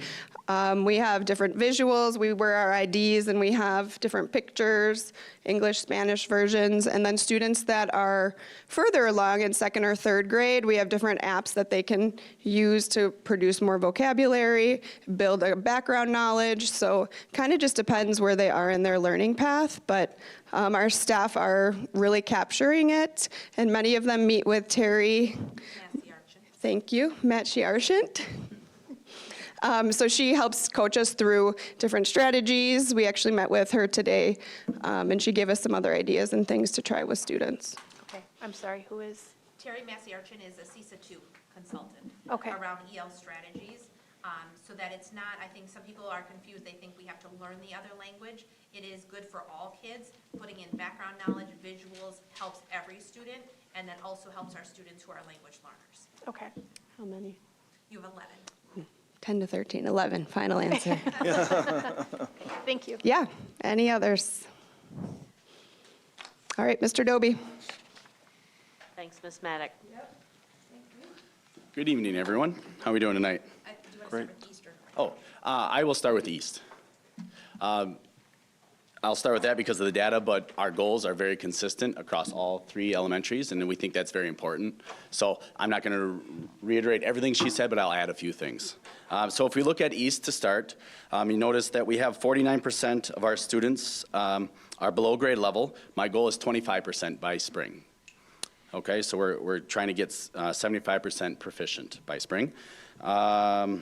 If we look at some of the action plans, number 1 is setting behavioral expectations and procedures for all students to learn and grow is a focus. They need to know how to be a learner and a scholar. So if they know how to do that, learning can happen. If they don't have that in place first, it's really hard to learn. So that's what a main focus is at my buildings, all 3 buildings actually, because that just solves a lot of problems and a lot of things, and they're able to learn. We talked a little bit, Anita talked a little bit about the WIN groups, adding a few things, for our students that need the interventions. We're doing specific student-focused interventions that are being used to target those gap areas that they need. It's not just willy-nilly. We're actually hitting those spots and those target areas. And the students that are meeting the benchmark, we're excelling them. I worked with a kindergarten student that was doing 2nd grade stuff because that's what he needed. So let's put them there. Let's get them those materials and things. So just know that we are trying to excel students when it's needed. We talked about the instructional coaching. Anita hit that very well. So that is our ELA. So we're really pushing for that 25%. Any questions on ELA? I can go to North as well if you just want. The goals are the same. No, we're going to wait? Okay, we'll finish. piece. Thank you. because Ben has to Oh, flick it up. sorry, Ben. I know you're a superhero. You do great. So. When you refer to, when you're addressing the target Mhm. gaps, are you talking like students are working together in teams, or are they individual? Well, depending on what intervention they need, we put them in specific groups. So there's certain students that need phonics, right? They need to really work on that 95%. They're using that. So they're with an interventionist that is just focused solely for that small group. Okay. We base them on their needs. Okay, Does that make sense? yes. Okay. Thank you. Yep. All right, East Math. So we're at 49% that are not proficient at this time. Some of our action plans for math. Now, this new math pilot, the one thing I really want to reiterate on here, it's not up there, but I just wanted to mention, the training that staff had for this pilot was exceptional. And that goes a long way. They know how to use the program. So when they're in class and we're watching them do this, they understand how to use it and they can implement it to fidelity. And that's what's key about a math pilot. It's not just choosing a resource. You actually really try it and do it to fidelity to see if it works for you. So I really want to give kudos. Thank you for the time on that. Anita hit every other goal. We have the same very consistent goals here. So that math pilot's going well, and I know we will see big gains in math. Now we're trying a new pilot in the second semester, so we'll give that one a good try too. And I think as long as it's research based and it's hitting our kids' needs, it's going to be a good program, whatever we choose. So the Dreambox, does every Yeah. kid spend like 10 minutes a day on that, or does So some people we spend have- longer, or is that? We have the times scheduled on this. So we look for an hour a week, so there's 20 minutes a day. Now, some students go home and do it. That's great. You want to put some hours in on math at home, that's awesome. So we target at school about an hour a week. And our younger kids, I want to talk about that. So our Oh, yeah. kindergartner and younger kids, so 4K is not on it, and kindergarten, we reduced it because we really want our kids to have hands-on with manipulatives to make sure that they're less screen time. So Right. that was a change this year. Right. That you might not. And they still are accessing it, and doing well with it. So they're excited to get on that for a smaller amount of time. Are you gonna talk more about the different math programs later? So it's like Easton, are you guys doing different It's on the programs at agenda different schools? for the Okay. board tonight Yeah. of the second math pilot, so I can kind of talk about it then. So when it says students, and allow students to experiment to solve their problems, can you kind of, what does that look like? Would that be on the math portion? Yeah, it's under action plan number 1. Oh, okay. Oh, yeah, go ahead. So Mr. Doby might not know, because last year we used My Math, and My Math was very rote worksheets and memorization, and you have to know your math facts, which is great, but it didn't have a lot of hands-on. And what our staff really asked us for is hands-on manipulative, so that our kids are exploring math and then learning it to that concrete, to representational, to abstract. Sometimes as teachers, we jump over concrete and we go right to representational, which is the numbers on the paper, without really grasping that concrete of I'm moving the blocks and subtracting. I'm making groups of 4, and how many groups of 4 fit into 20, and some of those pieces. So last year we had the My Math, which has been years, I think, so it's 2012, I think. And the staff didn't feel like we were getting the best out of our students with that critical thinking around math. So when Mr. Doby talks about that experimenting, they're actually hands-on activities, making sure that they are deepening their understanding of that critical math practices. Okay. Yep. Right, thank you. All right, thanks for the question. Any other questions on East? Okay, we'll go to North then. So North, we're looking at right now, there's 47% of our students that are below in ELA. We're looking at 25% as well. I'm keeping both schools very consistent with that. What I did want to point out in the data here is if we look at 4K in kindergarten, boy, those students have come in ready in 4K. And then kindergarten, they did something right in 4K last year. They ran these programs, the Horizons, they did something right there. So these kids held that, and they really did well there at North. So I really want to just point that out with our data. So the action plans are the same. Running 2 schools, you're going to keep it very consistent, and I think Anita as well. We're all very consistent with that. Any questions about North with the data? How have you been allocating your time? Is it 50/50 or? It varies. I'm traveling, I have my schedule set, so I am basically split 50/50, but it's where if I'm needed more in one school one day, that's what I do. But I do have it scheduled 50/50, yes. Any other questions on the data there for North? All right, and if we look at math, it's at 49%. That's very consistent across East and North. So again, we're looking to really push those kids with this new math pilots and seeing all that growth. All right, any other questions?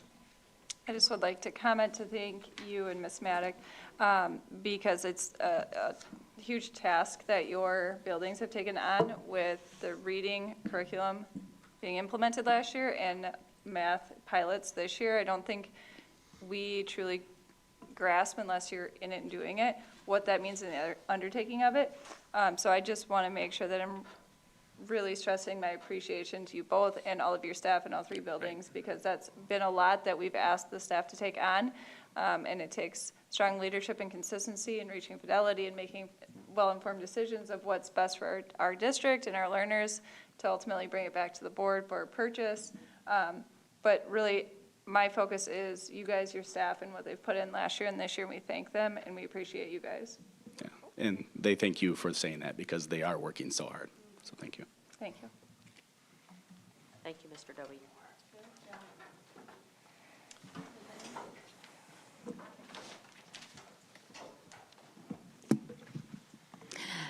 All right, we're ready for the middle school. I'm going to focus on the ELA aspect, and then Teal will take over for the math. First of all, I want to thank Teal. He's a phenomenal partner. If you ever come to school and see him working, it's great. So thank you very much, Teal.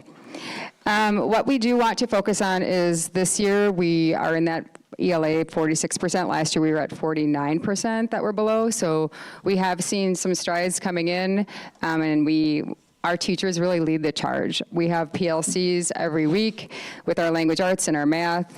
We meet with our social and science teachers. We've been working with Solution Tree this year, unpacking the standards and really just diving a lot deeper into what is really the essential standards versus what's nice for them to know, what is really essential, and then how do we go about really unpacking what that looks like. And we're really on a good pace right now with Solution Tree, and we're focusing in on, if I'm teaching fourth grade math, what's being taught in fifth grade for that same standard, and then what's in sixth grade too. So we're looking at that vertical alignment as well.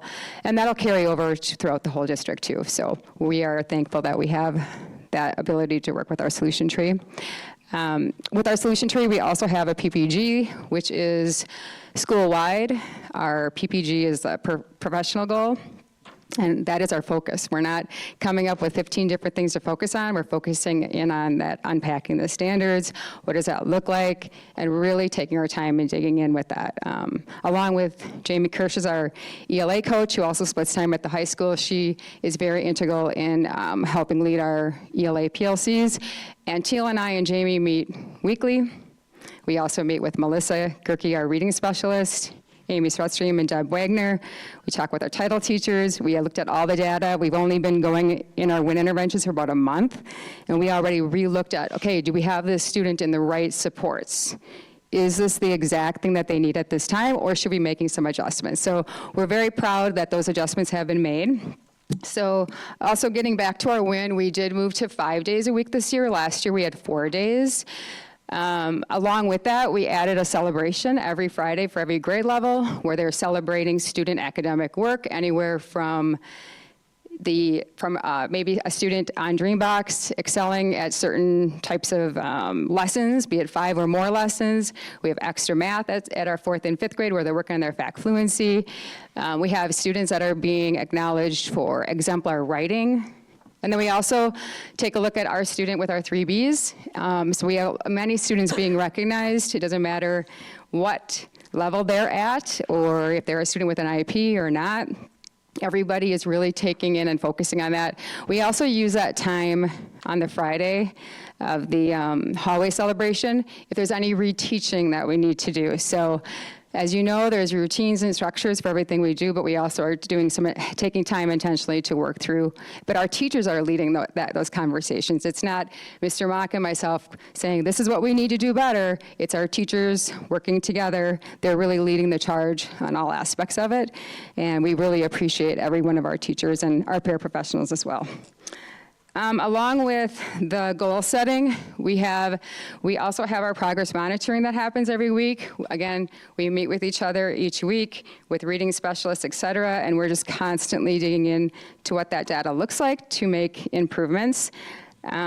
We do have quite a few new interventions this year. So again, teachers taking the charge on that learning. We might have a couple hours on a PD day where you get some of that learning, but they have to hone in and really dig into it themselves as well.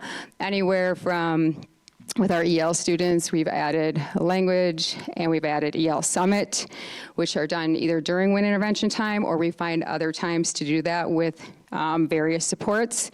And then we also have our students with IEPs that have interventions, and that could be done during WIN, but it could also be done during different pull-out or push-in times throughout the day. One thing that we're proud of, and Teal will talk more about this with math, but we are proud that we do have extension classes. It's not all intervention classes. So we do have WIN interventions that are extending the learning. Specifically this year with our ELA, in 6th and 7th grade, we initiated reciprocal boards, which is something Amy had brought to us from her past experience. And really that focuses in on, they can pick a novel that they want to read. And within that group, then, they are given different titles, like a summarizer, and different, like, what is expected of that student, and then the student has a STEM starter. Thank you. Today, this is a question I have for you. So there's foreshadowing and an inference, and a lot of different techniques that are learned along with the reciprocal board. So not every one of our students is getting that yet, but we started out with a small group in our interventions in 6th and 7th grade, and we'll be extending that, and Teal will probably talk more about that. We're gonna extend it into math. But that is just a really great way for students to dig into their learning, and that depth of knowledge is just really increased. And we have many other interventions up there. We have Reading Horizons, Morpheme Magic, Fluency Protocol every day. We started that last year. We've seen huge gains. And we do feel that our teachers are excited about all this learning, and they're embracing it, even though it is hard work. It can be very frustrating at times. Our goal, Teal and our goal is to provide them that time and give them a soundboard, what's going well, what's not going well, and then we take it back to more of our experts and try to figure out what we can do differently. So we really appreciate everybody's hard work. Yeah, I'm gonna just ditto a lot of the things that Mrs. McCann said, and a lot of what everybody else had shared tonight is resonating with us as well. I'm gonna talk a little bit about the math. So up there on the big screen, you guys can see overall math data for the middle school starting this fall. Take a look at that column all the way over to the right. That's the percentage of students that are below grade level. And Mrs. Strutstream had brought this up, and we ask this of our students all the time. I want you to just take a look at it and see what pattern you guys are seeing there. And we take a lot of pride in that at the middle school, from 4th to 50, 48, 44, and 40. And we just continue to bring that number down. Now, those are different students. So to give you just one example, like our 7th grade right there, they're at 40% below right now. When they were in 4th grade in the fall, that number was 57%. So as they've come through our math program at the middle school, then it's been able to grow 17% in that area. So it's been awesome. It's been a journey, and we got a lot of great stuff going on. So for our tier 1 level, the solution tree work has been huge, and I just want to connect it to a couple of things that you guys had asked about. I know, Angie, you had asked about the test prep piece, and that's an easy connection for us to make too. As we really look at those essential standards and we look to unpack those standards and we get to the proficiency level and how deep we're going with students at that standard at each of those levels, we find out where do our assessments, both formative and summative, need to be, and are we reaching those levels of depth of knowledge in the classroom, or are we not? And that has been a huge realization with us and our PLCs and with our teams. So we're going to continue to build that along with our curriculum piloting and get that curriculum chosen so that we can continue to build on that. And all of a sudden, every formative and summative assessment that we give in our classrooms almost becomes the test prep, and we're getting to the level that we need to for students to be successful on those. So just something that I recognize when you had asked that question, but there is so much great work going on with that solution tree piece. For our 4-5 at the Tier 1 level, they are piloting the 3 different math curriculums this year along with elementary. It's been a great experience. It's an incredibly challenging thing to do if you're a 4th and 5th grade and elementary teacher. Don't get me wrong, but our teachers have been great around it, and they're continuing to problem solve and work through that and just see which of these curriculums are going to best suit our students as we continue to grow as a district. So that has been a huge thing at the Tier 1 level. I'll talk a little bit about universal. So our FastBridge results showed that at the 4th through 6th level, a universal, we needed to work through the fluency yet. Our students are a little low in terms of fluency. That's the speed that they're able to do their basic arithmetic in all the different operations. And then also that number sense that Amy was talking about as well, and being able to apply that into actual content and problems around math. So we do use extra math grades 4 through 6. It's just a small portion of each of our day or our lesson spent around math, but that is giving that direct practice. We're celebrating around that. We're really driving the growth there, and we've seen a ton of growth 4-6 around that. So much so that if you look at our universal report for 7th grade, we no longer need a full grade level intervention for 7th. There's a high enough percentage past that where it's not recommended anymore, and now it's just the small group, which is a huge celebration for us. So that's a lot of the stuff we do around the Tier 1 level. For 4 and 5, I'll talk about this when we get to the Tier 2, but it's been a lot of small group stuff as well at the Tier 1 level, and just making sure that we can continue to build on some of the skills that students do have or might be missing, along with that regular instruction in the classroom. At the Tier 2 level, we have a lot of great stuff going on as well. As Heather mentioned, we're not just focused on the remediation portion, but also the extension portion.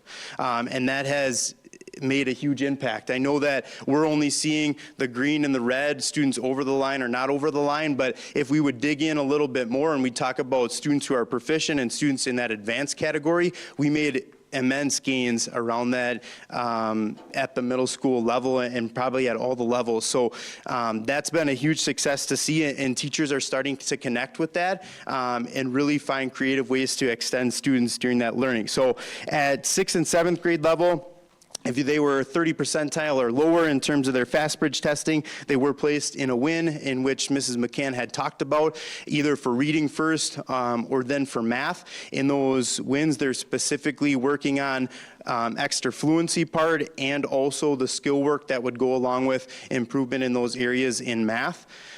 At our 6th and 7th grade level, we also do have the extension group going. So if they were in the 80 percentile or higher, according to their FastBridge scores, then they have been put into that extension group. And we have a lot of great work going on there. One big highlight around that, our 7th grade students, they're jumping in and they're really focusing on those skills in that CPM 3 book, which is actually more of the 8th grade curriculum. That is going to allow a path for them and to develop those skills before they get to that 8th and 9th level. So if they do want to pursue advanced math when they get to the high school level and be successful in calculus when they get there, they're going to have those skills and opportunities, and they're able to work on that in the extension. And students have been fired up about that. It's been awesome just to see that work. And 6th grade, we're focusing on just diving more in depth into those skills, preparing them to get to that level when they get to 7th grade, so we can just keep expanding that group that we're sending over to the high school in that advanced area.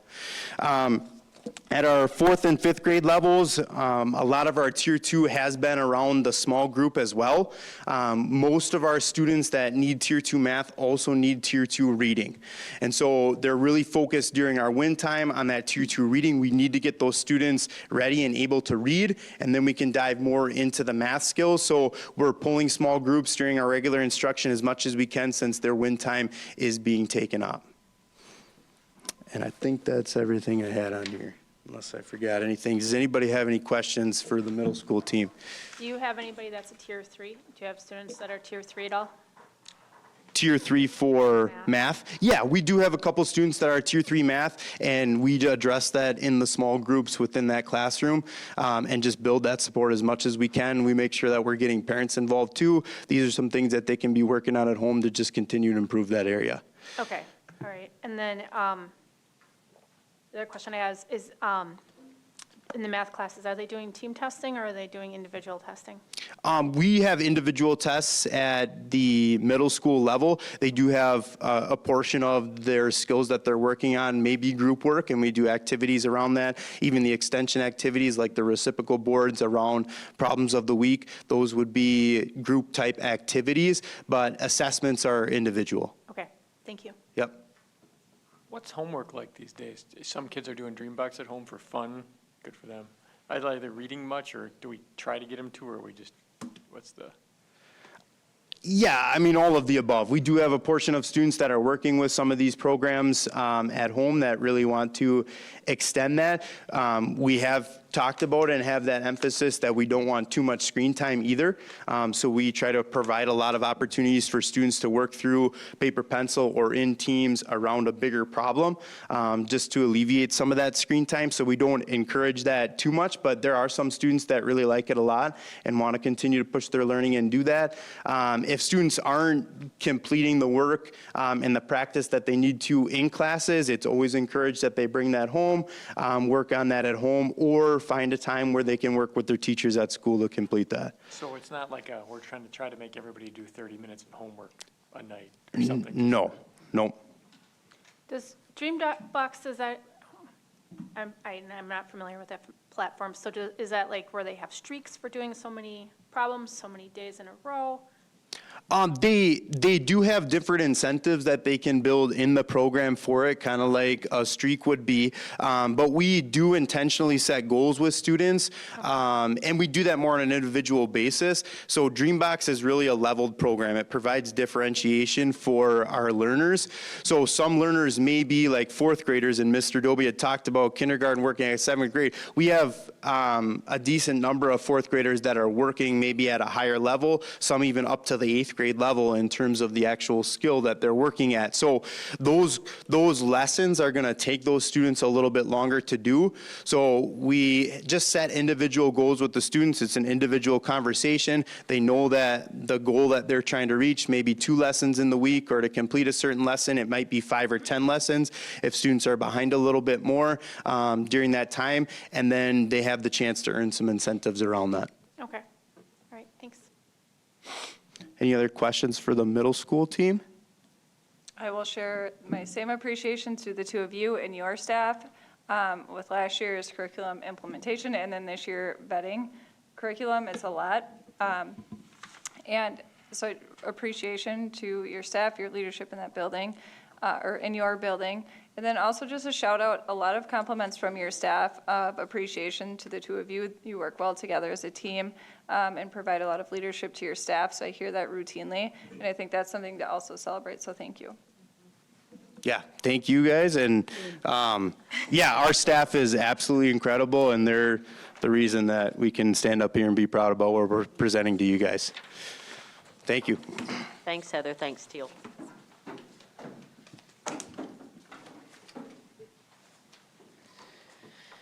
I'm going to raise this mic. I can probably just talk, but. All right, so Mrs. Borneman and Mr. Mark from the high school. First, I just want to give a little bit of history and a little bit about our completion rate. So I shared last year that our completion rate 2 years ago was about 82% for students that tested in FastBridge in math and reading. Last year, it was our goal to test 100% of our students. We reached, I think, 97%. This year, we were very close to that 97 mark again. There was a few outliers on why we couldn't test students, but our instructional coaches, our math, and our ELA teachers really helped us to get to close to 100% as possible, which gives us the best data possible. Just a little bit of history. When we first implemented FastBridge, if you ask teachers and if you ask students, many of them thought that it was just a task to accomplish. It was just something that we had to do. Teachers just felt like this is what was put on them. We take it. Students took it. There was really nothing that was done with it. Last year was really our first year that we really started to look at the data. And if you remember last year, we talked about when Cindy Hodak ran a small group of 6 or 7 to 8 students in the ELA portion of that intervention. It was really the first intervention that we've ever really put into place for a 6 to 8 week period. If you look at intervention, that's when you're going to see your growth in that 6 to 8 week period. That was the first time that we had students in a true intervention. We have what's called Pride Time, but if you look at Pride Time and if you talk to people, everybody had a different kind of perspective of what Pride Time looked like. Some thought it was an intervention, some thought it wasn't. Pride Time was really being used to have students make up for homework help, finish the test, and things like that. This year, we spent countless hours on what our schedules looked like for our high school students, and we have a unique situation with 8th grade being up there. And we really switched our schedules for 8th grade to match what they're doing at the middle schools. So our 8th grade has cohorts that really aligns to what, again, the middle school is doing, and really aligns to give the students the best support that they need to be successful. So we now have 2 schedules at the high school. Our Pride Time is restructured. We have groups of students who are working specifically on things in science, ELA, and math, and that's been very beneficial. Some students have worked their ways out of those sections. And then we're also working in our advisory. I think Luke stated it really well. They're talking about setting goals in advisory with their students. Again, if you asked teachers or students, when have you ever heard FastBridge 2 years ago? The only time you probably heard it, at least when I heard it, was in IEPs. And it was because data was used to drive students. That's where you saw it the most. Now you're seeing that, and you hear that language because it's being taught in PLCs, in our cohorts. Basically everything we do, that data is now driving our instruction, which that hasn't ever been in the past. So it happened a little bit last year. It's happening more and more this year. Our 8th graders have already shifted some people into different cohorts based on their FastBridge scores. Trina's going to talk about different interventions that we're going to put in place. It's just, again, we're finally using that data to drive our decisions. So I don't think the high school data is going to be anything surprising. We stood up here a couple months ago and talked about our students who were in credit deficiencies, right? And if we're looking at that, we had 46% of our students in credit deficient, and right now we have 45% of our students reading below grade level. It correlates really well, right? We have 51% of our students below grade level in math. If you can't read the math problems, you're not going to be able to get them right. So when we're talking about some of the things that we're doing at the high school this year, this is the first time that we have had individual conversations about what does your test score mean. Here is your actual report for math and reading. This is what it looks like. This is where you are. What do you want to do? So that in January, when we do this again, you can be doing something different. We also have used some of those to have parent-teacher conferences around so that parents have a good understanding of where their child is. This is the first time that 8th grade has had a very structured whatever you need time. So they are either getting IXL, which correlates with their math program, or they're getting Dreambox, or both. And then they're also getting the language live intervention with Ms. Burkhan. So they've got different groups of things happening in that room at the same time and consistently. So students are getting what they need every day intensively to give them that boost to kind of help with that 8th to 9th grade transition, which can be a little rocky. We also have a title teacher coming up to the high school this year to work with about 20 of our 9th grade students, because as you saw, our 9th graders are really struggling and they need a big boost before they become that next group of credit deficient students, right? So she'll be working with them daily during Pride Time. Some of the other interventions that we're using right now at the high school are language exclamation point, Dreambox. We are going to start using IXL for our ELA curriculum. We learned that IXL directly pulls from our ELA curriculum and our math curriculum. So that's an easy thing that students can use anywhere in the building. It doesn't have to be with a math teacher or an ELA teacher. You could use that at any of your pride times. So we're going to start to leverage that. And then when we talk about what we're doing for students who excel, our dual credit courses, and I wish I had a number. We have students who are in more than one dual credit course, so I can come back with that information. We're offering our AP courses. This fall semester, we have 19 students who are in Start College Now courses, and in spring semester, we have 50 students who are looking to take Start College Now classes. So those are huge ways that we push our kids to be able to do better and bigger things. If you don't want to become a welder, that's fine. Go do the Welding Academy and just get that experience, right? Get those certifications, get those things that you need. If you want to do that, great. If you get halfway through and you decide, man, this isn't for me, I'm going to finish it, but this is not the career I have, that's great too. The other thing that we're doing is we're taking the ACT, pre-ACT on November 4th. We're doing that on the first day of second quarter because there were a lot of interruptions to the instruction in first quarter. So we're trying to make sure that first quarter also has a good amount of instructional days without interruptions. We'll take that information. They're all testing online this year, so the information will be back to us quickly. It will be very individualized. There will be very little room for mistakes. And we'll take that information and decide what we're going to do for test prep depending on what students are looking for and where that looks like. And we're not only doing the pre-ACT, we're also doing the pre-ACT 8 and 9. So we'll have information for our 9th, 10th, and 11th graders to kind of see what interventions we can put into place and what they're missing or different enrichment activities. We did not test that yet, again, due to we wanted to protect a little more instructional time around first quarter with the other testing that we do. But we also have this new program that's coming out from the ACT company that we wanted to look at and make sure it was something that would really work for our students. And if not, we will look for something else.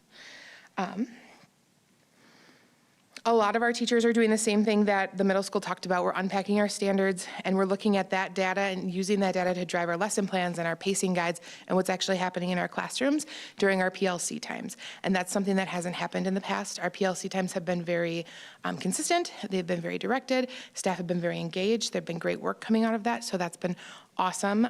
The conversations around student achievement and making documents live instead of just, I make this lesson plan and I turn it into you. Great, but nope, I'm looking at how what I'm teaching today is affecting what they're going to be able to do in 3 months. And so we're working to build those skills up with are you okay? We're looking to build those things up with our solution tree coach who will be back next week. I think that's, you guys have any questions for the high school? I know we've talked a lot about our data this year, so Did you have something? Go ahead. Okay. Well, first of all, I just want to say that Pride Time this year, what I'm hearing as feedback is so much better than what it has been. Okay. In years past, some classrooms have kind of been a free-for-all and very disruptive and very noisy, and so the kids that did want to get their homework done were really struggling because they couldn't. So, so congratulations on much, much better this year. Regarding the ACT tests, do you have so last year there were some issues with people taking the test and they didn't, I don't know if they didn't have headphones or what, but it was not even in a singular room. It was or else the room right next door was really, really loud. I mean, very disruptive loud. And so I just want to make sure that, I'm asking if. Yeah, you want to know the plan for the day? Absolutely. Yeah. So 8th grade will be running their typical day because they are in one hallway. The only thing that will look different is their specials that day. Upstairs, we'll be taking the pre-ACT 8 and 9, so that'll be our 9th graders and our 10th graders because they have less regulations on how you test for ACT day. We're trying to make testing day, the pre-testing day, the same as the post-testing day or the spring testing day to make sure that they have consistent environments to test in. You just get better results that way.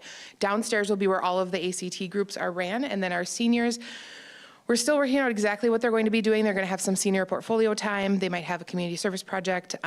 We're trying to figure out what all options we have for our seniors that day because they will be at least out of the academic area, over in the field house and the CTE wing. So we're working out those details. It'll really depend on how many staff we have left over after the testing rooms are set. Okay, and when can, parents expect to get the result from the pre-ACT? That I don't know. I can work with the company and find out how long exactly it will take to get back and how soon that information we can get to the student, but I don't know that off the top of my head. Okay. And my last question is, centered around math. Are we doing group testing this year in classrooms or with math? I don't believe so. I believe that, well, I believe there may be group parts of the work, kind of like Mr. Mock had said, but the individual assessed, students are assessed on what they can do, not what their group can do. Okay, all right, that's, all right. Yeah, I right now do not know of any group tests that have happened. There have been group work happening, but I don't know of any group tests that have happened. Okay. But if that's a concern, I can be looking out for that. It is, because we've had that in the past, and I know there was a lot of concerns coming from the community, a lot of coming from the parents, because you would, you know, if you have a student that is excelling, and then you have 3 other students that are not excelling, that, you know, that changes that excelling student's grade, and then it brings up the lower student's grade, but then, is that fair, because we were having, you know, kids were failing tests? So right now, again, I have not heard of that, and I will look for it. Okay. And if it comes up, I'll address it. Okay. All right, thank you. Trina, was there a change in the policy around novels in English class? Someone was trying to tell me you couldn't use them anymore or something. I didn't understand the story. So we are trying to be very consistent with using the resource that we have. And so the resource that we have lists out what texts it uses, and then it gives some alternative texts, but it's not traditional novels that, like, we may have read when we were in school. So like Of Mice and Men is not in there, other things like that, but they're all very, so I'm thinking of their poetry unit they just finished. The Raven was one of them. Do Not Read This Poem, I believe, is another one. And so there's you have these things that are in there, but you also have a small selection of other things to choose from. But the text is very specific on what you're using to make sure it's correlating, and in the end, when you're doing your selection tests, that students really know those skills. So did the policy change? Not necessarily, but we're asking everyone to really use the resource instead of teaching 3 weeks on a novel that you really enjoy. And I understand that's awesome, and I like reading in novels too, but at the same time, that can be a book club, whereas we need to make sure we're getting those skills to our students. Our data shows that that's where our real need is right now. Is this the same in like AP English in 11th and 12th grade versus 10th and? So these would be the classes that my perspectives would be using, so it wouldn't be AP English. They would have to run the AP curriculum. This would just be your English 9, 10, and 11.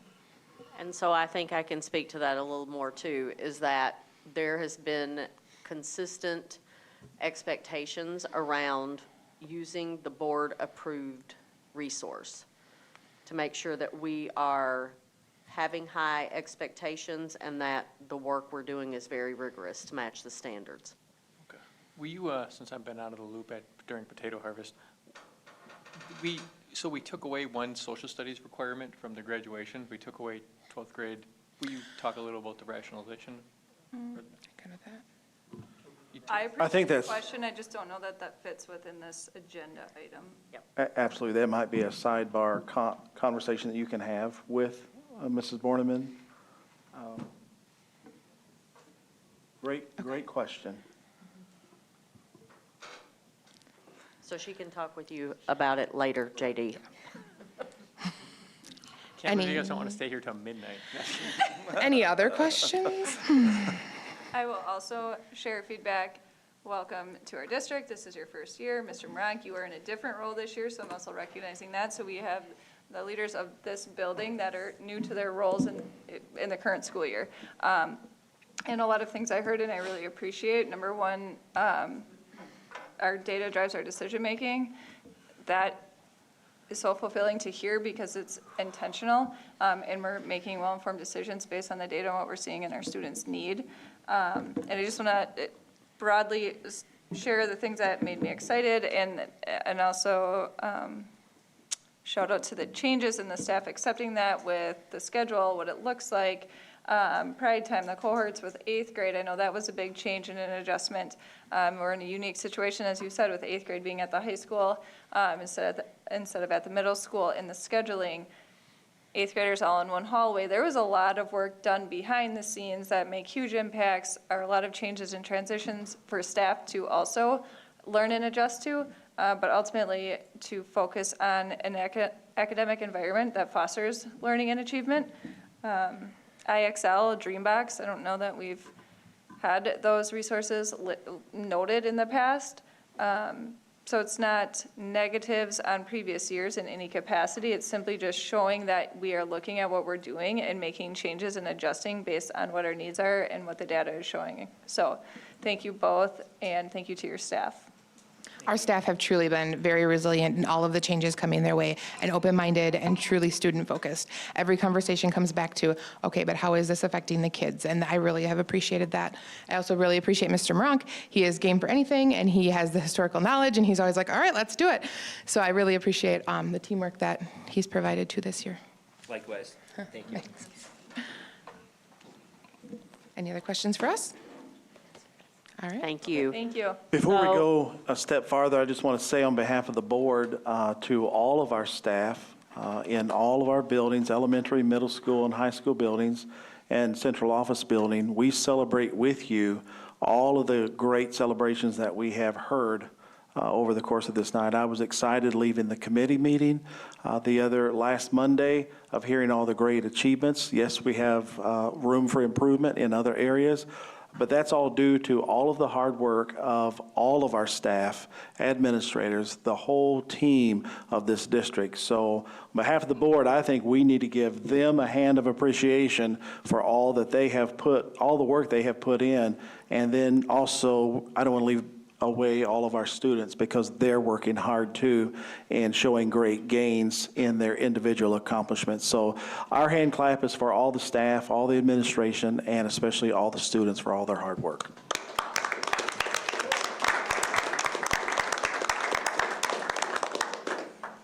Okay, so building principals, you are free to go home. Thank you all for your presentations tonight. Okay, so up next we have Director of Buildings and Grounds report is attached. Are there questions about Mr. Leiterman's report? Next we have the Director of Technology report is attached. Mrs. Mushak is available via Hangout if you have questions about the technology report.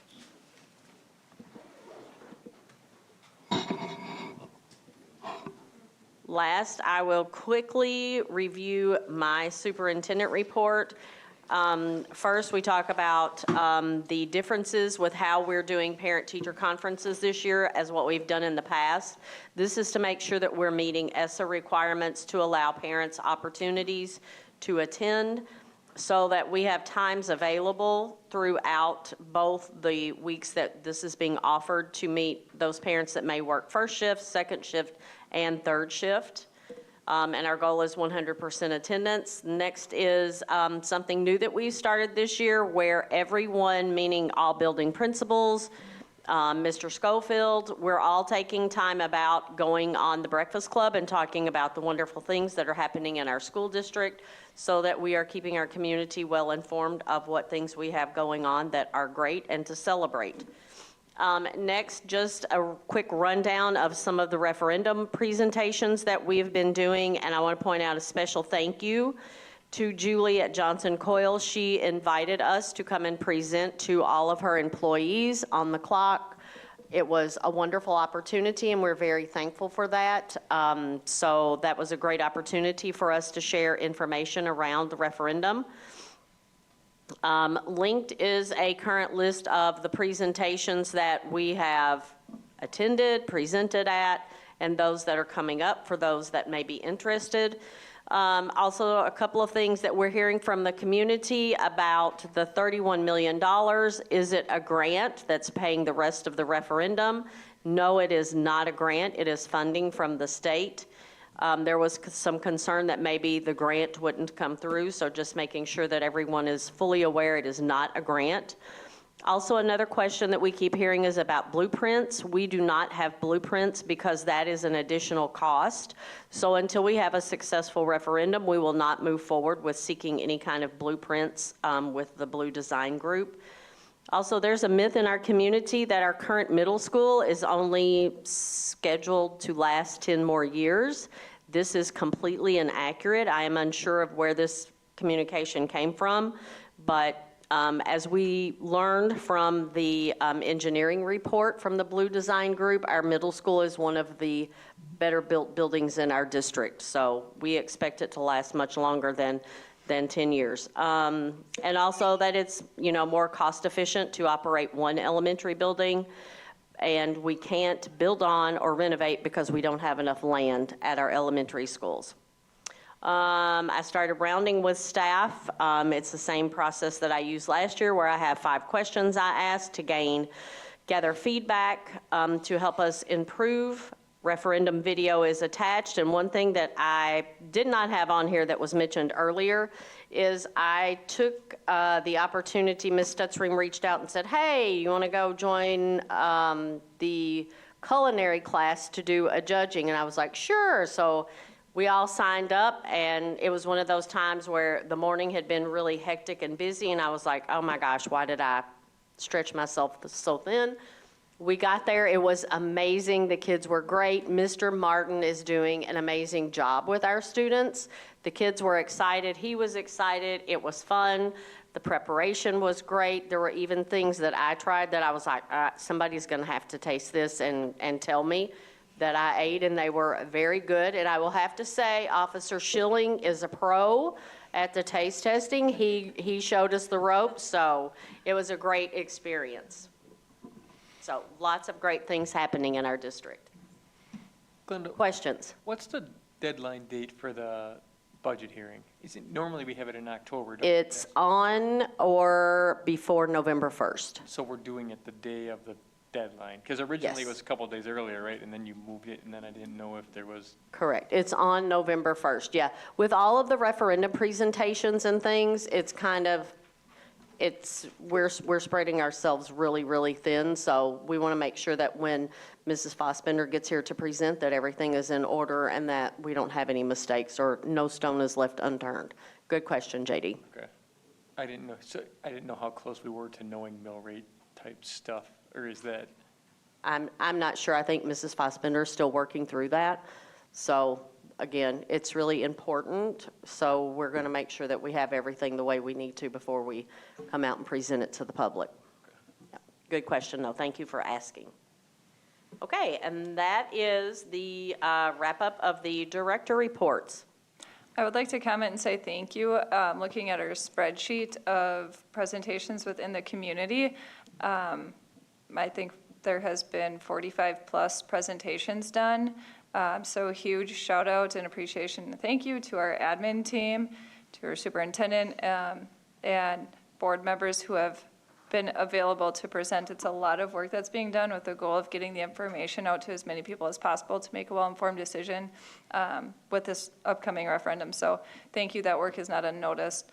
And it's taking a lot of time, but thank you for that.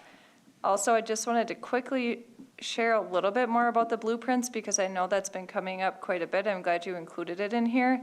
There is a link available on the tab for the referendum on our district site. Correct. I think there might be a social media post coming as well for it. But just wanting to share a little bit more because that is a pretty common question. Where's this money coming from if you don't have blueprints? Do you want to share a little bit of the background, just a quick snippet of what led to the dollar amount?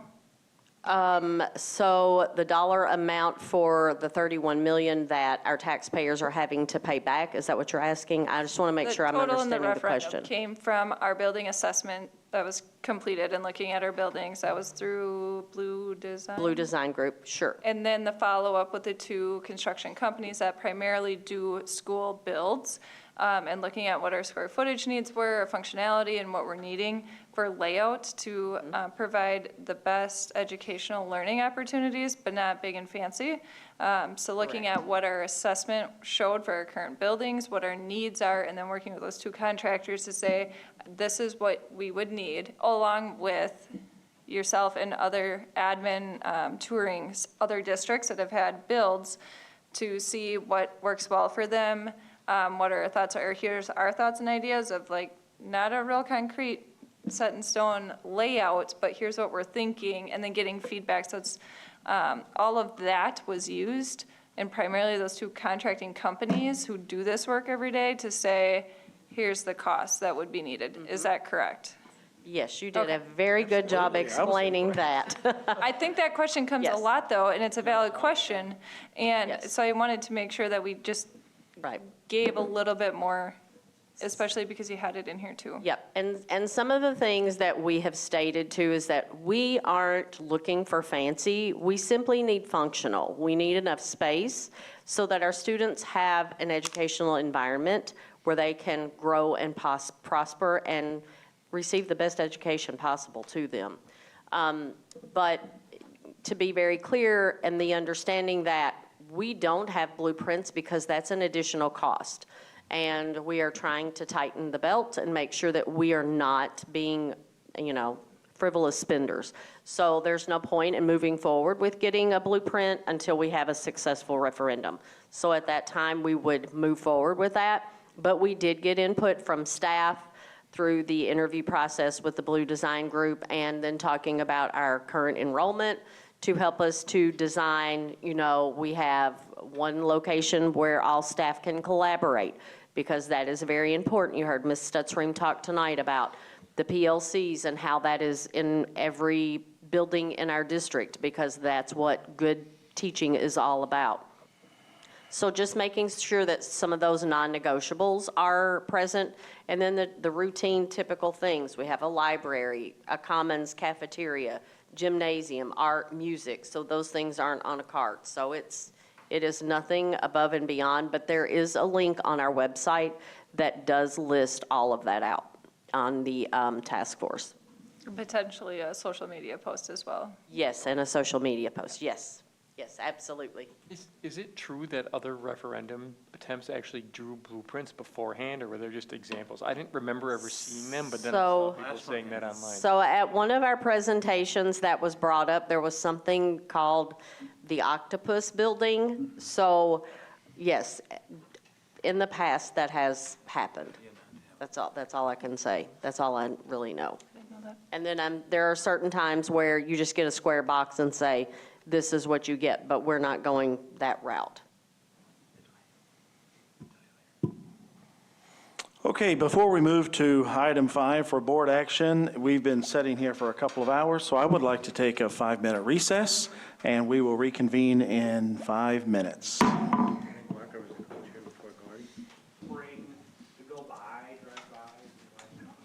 Okay, moving on to item 5A for board action, substitute teacher handbook updates. I will be looking for a motion, please. I move to approve the 2024-2025 substitute handbook as presented. Motion's been made by Catherine. Would you like to speak to your motion? Yes, this is just a basic update of language to the handbook. Okay, any other questions or comments of the motion on the floor to approve the substitute handbook for this current school year? Hearing no questions or comments, Ben, the voting device is now open.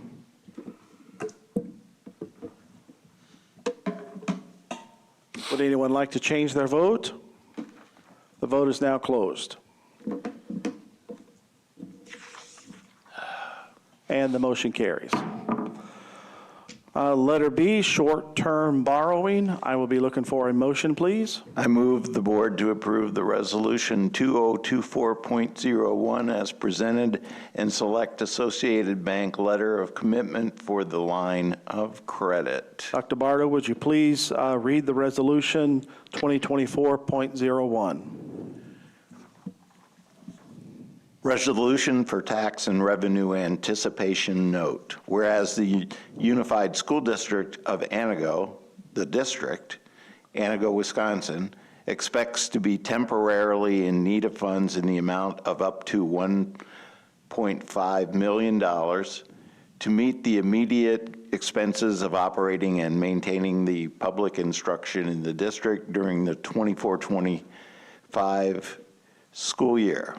And whereas this district board deems it necessary and in the best interests of the district that said funds be borrowed from time to time pursuant to the provisions of section 67.12 sub 8 sub a Sub 1, Wisconsin statutes, and whereas the estimated receipts, taxes, and other revenues for the operation and maintenance of the schools in the district for the 2024-2025 school year exceeds by at least 2 times the total borrowings anticipated by the district for such purposes, including the amount to be borrowed pursuant to this resolution along with any other borrowings made by the district. And whereas the district has imposed a tax in an amount sufficient to pay the principal and interest or amounts borrowed hereunder, and whereas Associated Bank National Association has agreed to provide the district with a revolving line of credit in an amount of up to $1,500,000, which line of credit is authorized by this resolution in accordance with the provisions of Wisconsin Statute 67.12, Sub 8, Sub A, Sub 1, and now therefore be it resolved by this school board that, 1, for the purposes set forth above, the district president and district clerk are authorized and directed pursuant to section 67.12, sub 8, sub A, sub 1, Wisconsin statutes to borrow from time to time from Associated Bank National Association, Green Bay,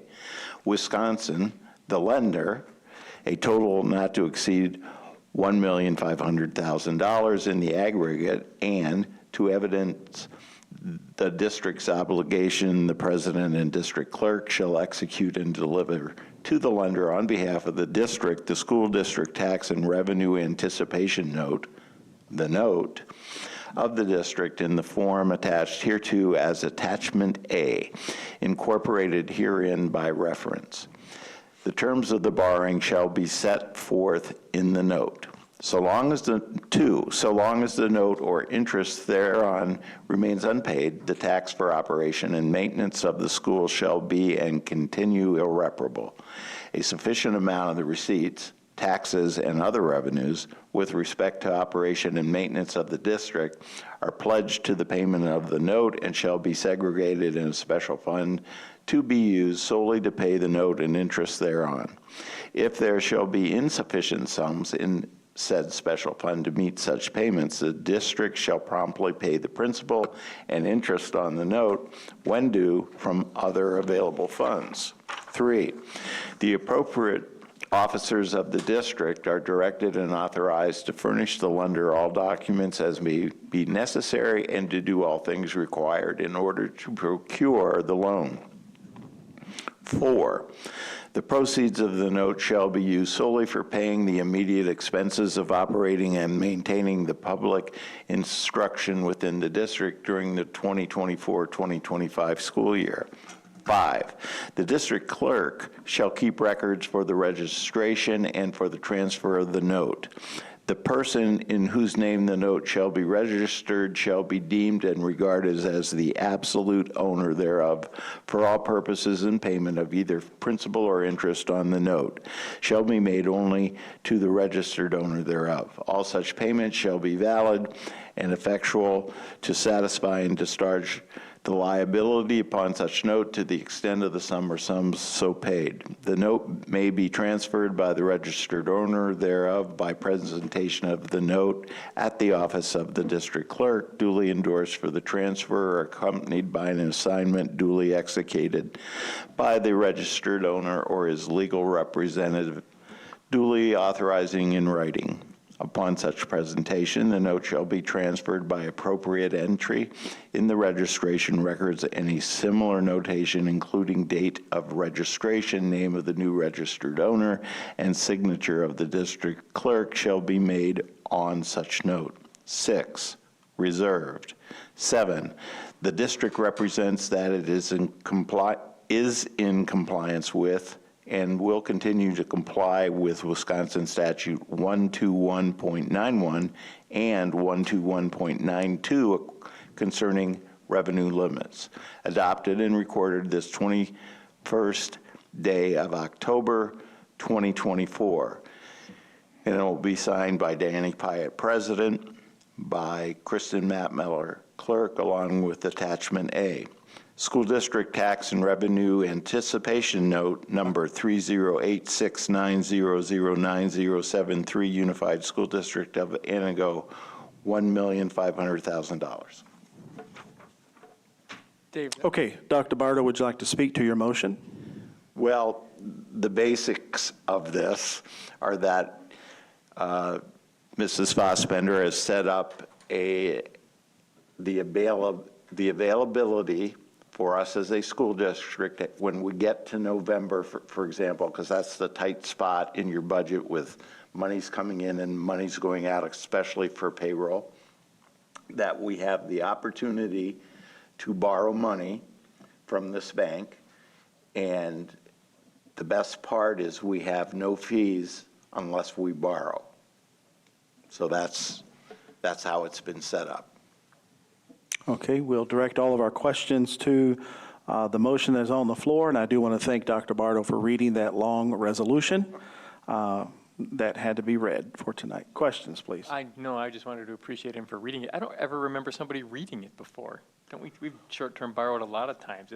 That's the law, that you have to read every resolution, or what? We did contact our attorneys, and we were required and are required to read all resolutions brought before the board. I like the old way better. I do too. Okay, any other questions or comments? Do we anticipate and use it? No. I will just comment to reiterate what JD just said. We've short-term borrowed yearly. Many times. This is a very common practice for us. It's just a safeguard. Mr. Bardo just shared, we do not anticipate using it or needing to use it. So I think it's really important, given that we will have a referendum question on our ballot, that we are making that very clear. This is common practice. It's a safeguard with no anticipation of needing to use it. But should we need to use it, it is available to us. I know since I've been sitting on this board, we have used the short-term borrowing, we have had the short-term borrowing, but we have not used it one time. It's just there, as Jill has already stated, as a safety net, just in case. So, well, if it were to be needed, would that have to come before the board then? No, it will not. It would not? We're authorizing the use of this right now. I'd venture to guess it would come to committee, though. I mean, The board would be notified, because I know Mrs. Fossbender well enough to know that she would bring it to the committee for information, which all the board members receive all the committee information. Okay. Yes. Great question, Angie. Any other questions? Okay, the voting device is now open.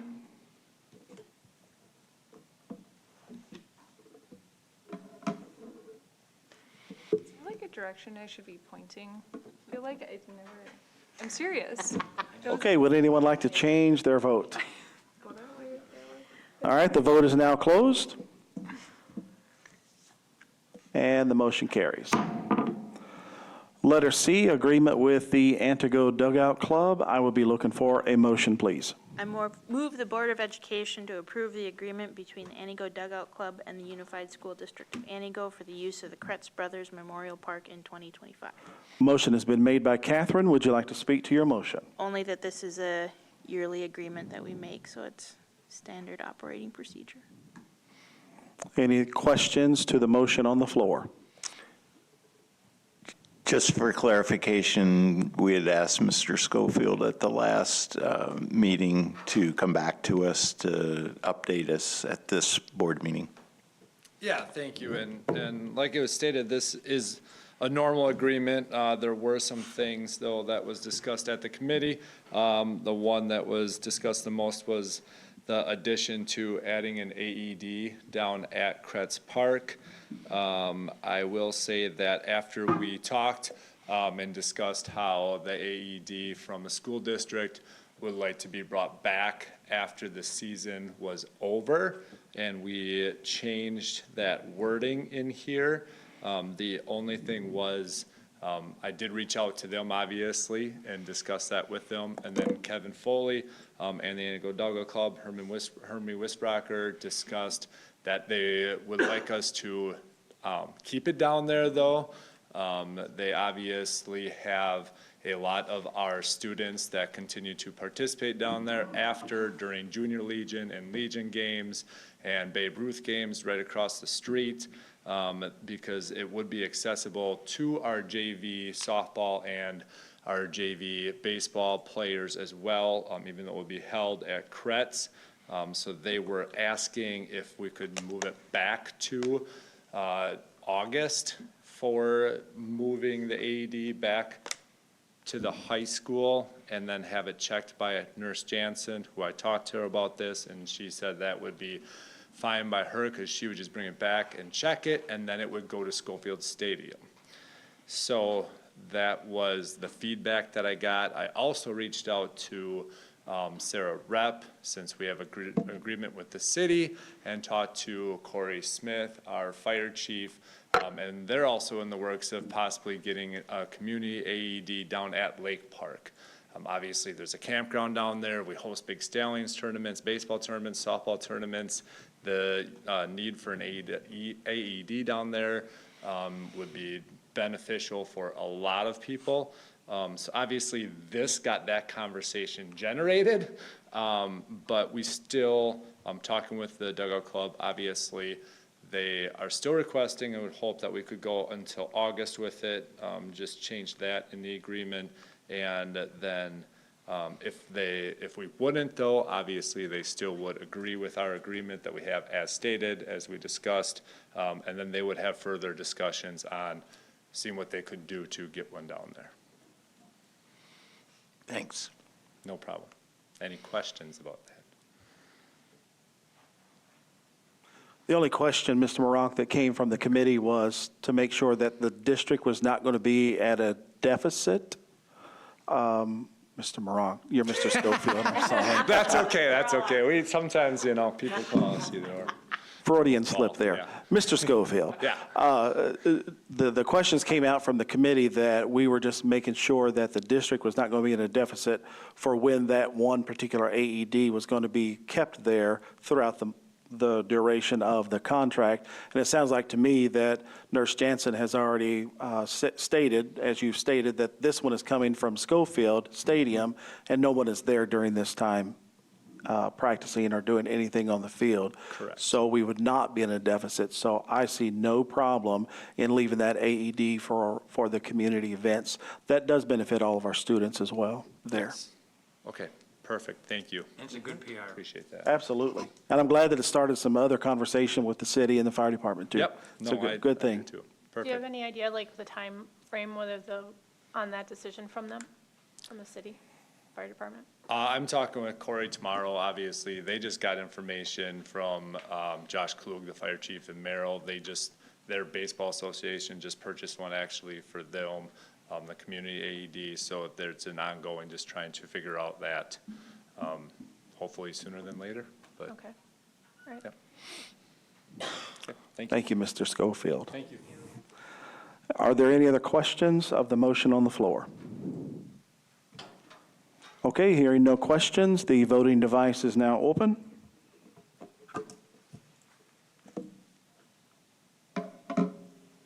Would anyone like to change their vote? The vote is now closed. And the motion carries. Letter D, Tech Ed machine purchase. I will be looking for a motion, please. I move the board to approve the purchase of the machinery for the Tech Ed department as presented in the amount not to exceed $48,475 from funds donated and funds to be raised for this particular project. Motion has been made by Dr. Bardo. Would you like to speak to your motion? Mike presented to us, and I think it would be appropriate if Mike came down and just did a quick, so that everybody on the board understands about the process that took place with NTC and basically just give the full board an update. Thanks, Mike. And before he talks, I want to go on the record that when Mike presented to my committee, one of the last things I said to him was thank you, because he pulled off something that's pretty big. So yes, he did. We'll just let him talk now. Yeah, thank you, Dave. So, last year, we had some machines that we were going to purchase with a grant. We weren't able to do that. So there was another opportunity that come up to me while talking with North Central Technical College and with Kelly, that they were looking at repurposing their machine shop at the Antigo campus. And for those of you who don't know, I used to work over there. And so I'm very familiar with what they had. So there was a bunch of equipment over there that is what I would consider lightly used. And they were going to let us know when they were going to put that up for auction so that maybe we could secure it. Well, that didn't necessarily happen, but I was working my other job this summer up in Carter, and I got a call from a machine vendor that I do a lot of business with over the last 20 years or so. And he said, Mike, I heard you were interested in this equipment. He says, I'm going to be in Antigo tomorrow at 7 a.m. to move it out. And we could save you guys about $15,000 hauling it to Wausau if you could make this happen. And I said, well, there's no way I can get that kind of money to get secured in that short a time. So I tried getting hold of a few people. Glenda was traveling down to Kentucky. Trina I was having a hard time getting a hold of. So I thought about it overnight, and I decided I was going to store the equipment here at Antigo High School, and we'll figure out the finances as time goes on. So that's exactly what we did. I arranged a front-end loader to be here and a semi to haul the stuff, and we got the equipment donated or moved over here from NTC into the shop. I wasn't even here, but I had a crew of people that took care of that for us. So as we started working through the school year and started checking things out, I asked the machine vendor to provide me with a list of quotes for brand new machines that were equivalent to what we were getting, how much we were getting the machines for if we purchased them, and how much the general public would purchase the machines for. And in your attachments, you'll see that it's well over $250-some thousand for new equipment. This equipment that I was looking at purchasing was $53,500 being used and coming with the tooling that we had. So that started me asking for donations and community support. And to date, I have raised that $53,500. I'm not sure, Kelly, if the one check come into Central or not, but I have the rest of them right here. So the community has done an awesome job at supporting our progress with that. So all of that stuff is secure. So I guess if you have any questions, that's the short version of that story. But there's been a lot of work involved to make it happen. Good job, Mike. Thank you.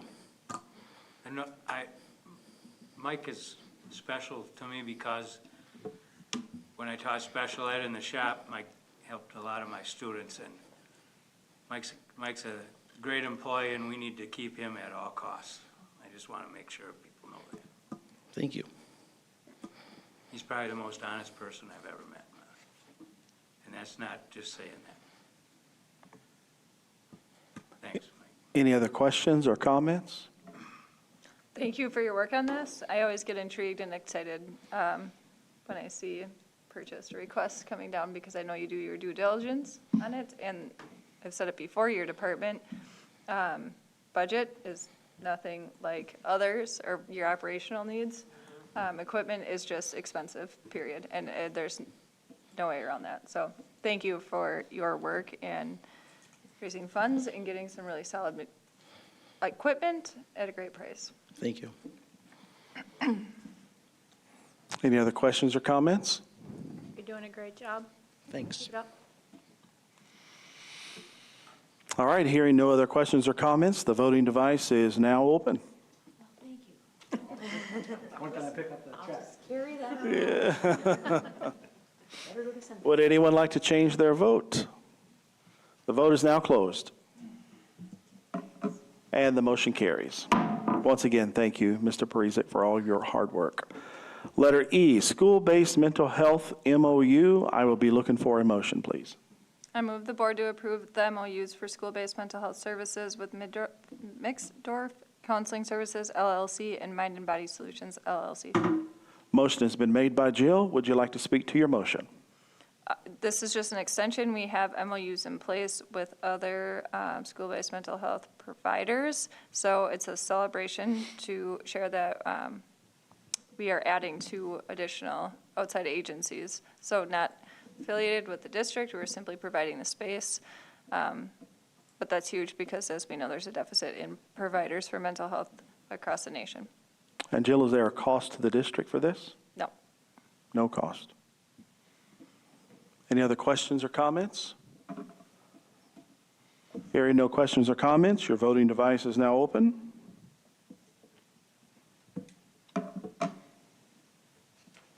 Would anyone like to change their vote? The vote is now closed. And the motion carries. Letter F, Start College Now program. I will be looking for a motion. I move the board to approve the purchase of Start College Now in the amount not to exceed $40,000 for students in spring 2025. Motion has been made by Jill. Would you like to speak to your motion? So it was brought to committee and voted to bring it to the full board. Start College Now has doubled in their enrollment numbers, so that would be a moment of celebration to highlight. Okay. Any other questions or comments of the motion that is on the floor? So students can take, or they cannot take, rather, any of these courses. It's a select few that they can take, correct? I guess, can you clarify that? So if somebody were to look at the list of all the different offerings, they cannot just say, I want this one and that one and that one. So we work with NTC, and there's some stipulations around the credits, so they can't take more, based on board policy, more than 18 credits, except we amended the policy to make sure that our students who do the welding academy can finish that welding academy and not have to stop after 18 credits. Okay. Yep, so the students can look at this. I linked it on there, the course, like the Start College Now courses that are an opportunity, and then we have the new application form, which doesn't look too different from our past application form. So when they look, like some say fall only, like you have to follow those stipulations, or in person at Merrill. The students usually take the ones that are at the Anago or the online virtual options. Okay. So is there, and I apologize, I can't remember the phrase, because Trinity was looking at taking some, and she couldn't take some because there was only a select few that we could actually, that we had paid for, that were open for us to pay for within our budget. Did it have to do with her schedule at the high school, her coursework there? No. So we have told students no this year for spring based on how many credits they've had. I think some of our families didn't understand that if I took them my junior year, if I used up, like we had a student who used up 13 of their credits for Start College Now and then tried to do 18 more the next year. And you can do 18 in total. Okay. So we've had to say no to that. We have to say no if they haven't hit the prerequisites. Some of them have to have a prerequisite class. So if you haven't taken that one, or ours here at the high school doesn't align with the prerequisite at the technical college, then they don't have the prerequisite to move forward with that class. So some of them do have that portion that they have to have those requirements solidified. Okay. Other than that, there's not any that I know of, but we can always talk if it's a personal, with your personal daughter, we can have that conversation on a side note. But otherwise, this is the Start College Now course handbook that I was given, along with the application form. Okay, so, so this is different than the Edmentum. Yes. Yes. Okay, so Start College Now is through NTC, the college courses. Edmentum is an online portion, our program that we utilize. Most districts utilize it for credit recovery.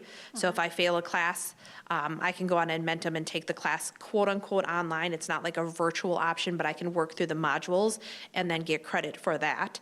We really scaled back at the high school because it kind of became a free-for-all where if I failed this class and I just don't like that math teacher, I'll just fail and then I'll go on Edmentum and click through quickly and get the same credit. So we're really making sure that that's not an opportunity for our students with Edmentum, but it does offer some, I know that because we don't have certain courses offered this year based on staffing, that some students have taken through WVS. We have Physics 2 through WVS at the high school.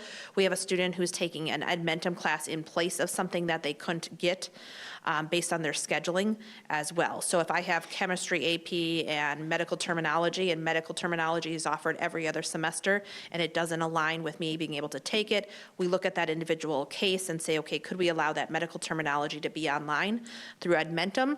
And the student does that, but most likely they don't get the dual credit option for that because Okay. Edmentum is not dual credit. Okay, so those are not college level classes? They are not Okay. college level classes. The kids sometimes want them to be, but we don't get what we want all the time, so. Okay. Yes. All right, thank you. Yep. I was confusing the two, I That's think, okay. so. There's a lot of different programs, like dual credit, the early college credits, there's different programs that we do utilize. So yes, ask if you have any questions. Okay, thank you for clarifying. Why do we cap at 18? That is just the board policy that we have. Otherwise, if I'm a student, financially, we are responsible as the district. So if I get all my credits sophomore year, I guess, I could then take 100 credits if I wanted to dual credit. But I guess that is a board policy that was here when I got here. So we amended it to fit the welding academy. So basically, we don't want to pay for. I think students to earn an to be associate's fiscally degree. responsible, if every student in our high school took 18 credits, that's a lot of money. We're trying to increase it, like you heard that we are doubling it now, just because we want to make sure we are offering it to all students, not just I'm a student who has a parent who will advocate for myself, but every student who has that opportunity to, after meeting the requirements, be able to participate in that, should have that option. When I think it's important to note that, so because of staffing issues and stuff, we're struggling to kind of offer a lot of electives. And so this is a good alternative too. And we're investigating all different ways to work around that. Like I said, we didn't have a Physics 2 class, so we did that through WVS, and the students are doing the lab work together to get that credit. But yeah, staffing is always a concern. We're going out to job fairs and trying to recruit more people to the wonderful city of Antigo and talk about how great our district is, and everyone wants to work here. So. Are there any other questions of the motion on the floor? Hearing no questions, the voting device is now open.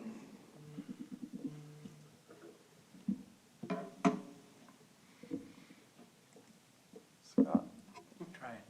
All right. Would anyone like to change their vote? All right, the vote is now closed. And the motion carries. Letter G, Achievement Gap AGR Report. I will be looking for a motion. I move the board approve the 2024-2025 AGR goals as presented. Motion has been made by Jill. Would you like to speak to your motion? This was also brought to committee. It's required to come before the board, and voted to bring it to the full board. Okay. Any other questions or comments of the motion on the floor to approve the 24-25 AGR goals? Hearing no questions or comments, the voting device is now open.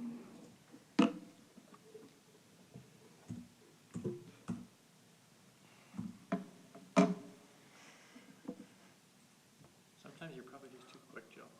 You gotta wait an extra second before you. Would anyone like to change their vote? The vote is now closed. And the motion carries. Letter H, kindergarten through fifth grade math vetting process. I will be looking for a motion. I move the board to approve the purchase of illustrative math pilot program in the amount not to exceed $15,092.24 for kindergarten through fifth grade. Motion has been made by Jill. Would you like to speak to your motion? This was also brought to committee. I want to offer Amy an opportunity to speak on this. Curriculum purchases are really important, and also the vetting process is very intentional, so I'm going to hand it off. Yeah, and if you have any questions, just let me know. So we talked about this at a past board meeting when we did our first vetting of Eureka Squared. So we are almost all the way through that. Our instructional coaches made sure that all of our students didn't miss out on any of the essential standards. So as you go from one resource to another, in one resource, fractions might be in Unit 3, in the next resource, it might be in Unit 4. So we couldn't just say we're just going to do Units 1 and 2 of this resource and 3 and 4, because we wanted to ensure that just because we are doing a vetting, that our collateral damage is not our students' math scores and our students' math abilities. So we really made sure we looked at all the standards and laid it out. So you might have one class Kindergarten might be doing 3 smaller units, while second grade might be doing 1 unit out of Eureka, and then moving to illustrative math. So it looks a little different at every grade level, but for that reason, to make sure that as we go through all of our piloting programs, that we hit all the standards that our students need to move to the next grade level. So our next one is illustrative math. This was done through a math vetting committee. It is not an Amy Stutstream decision, and I made that very clear to our math vetting committee as well.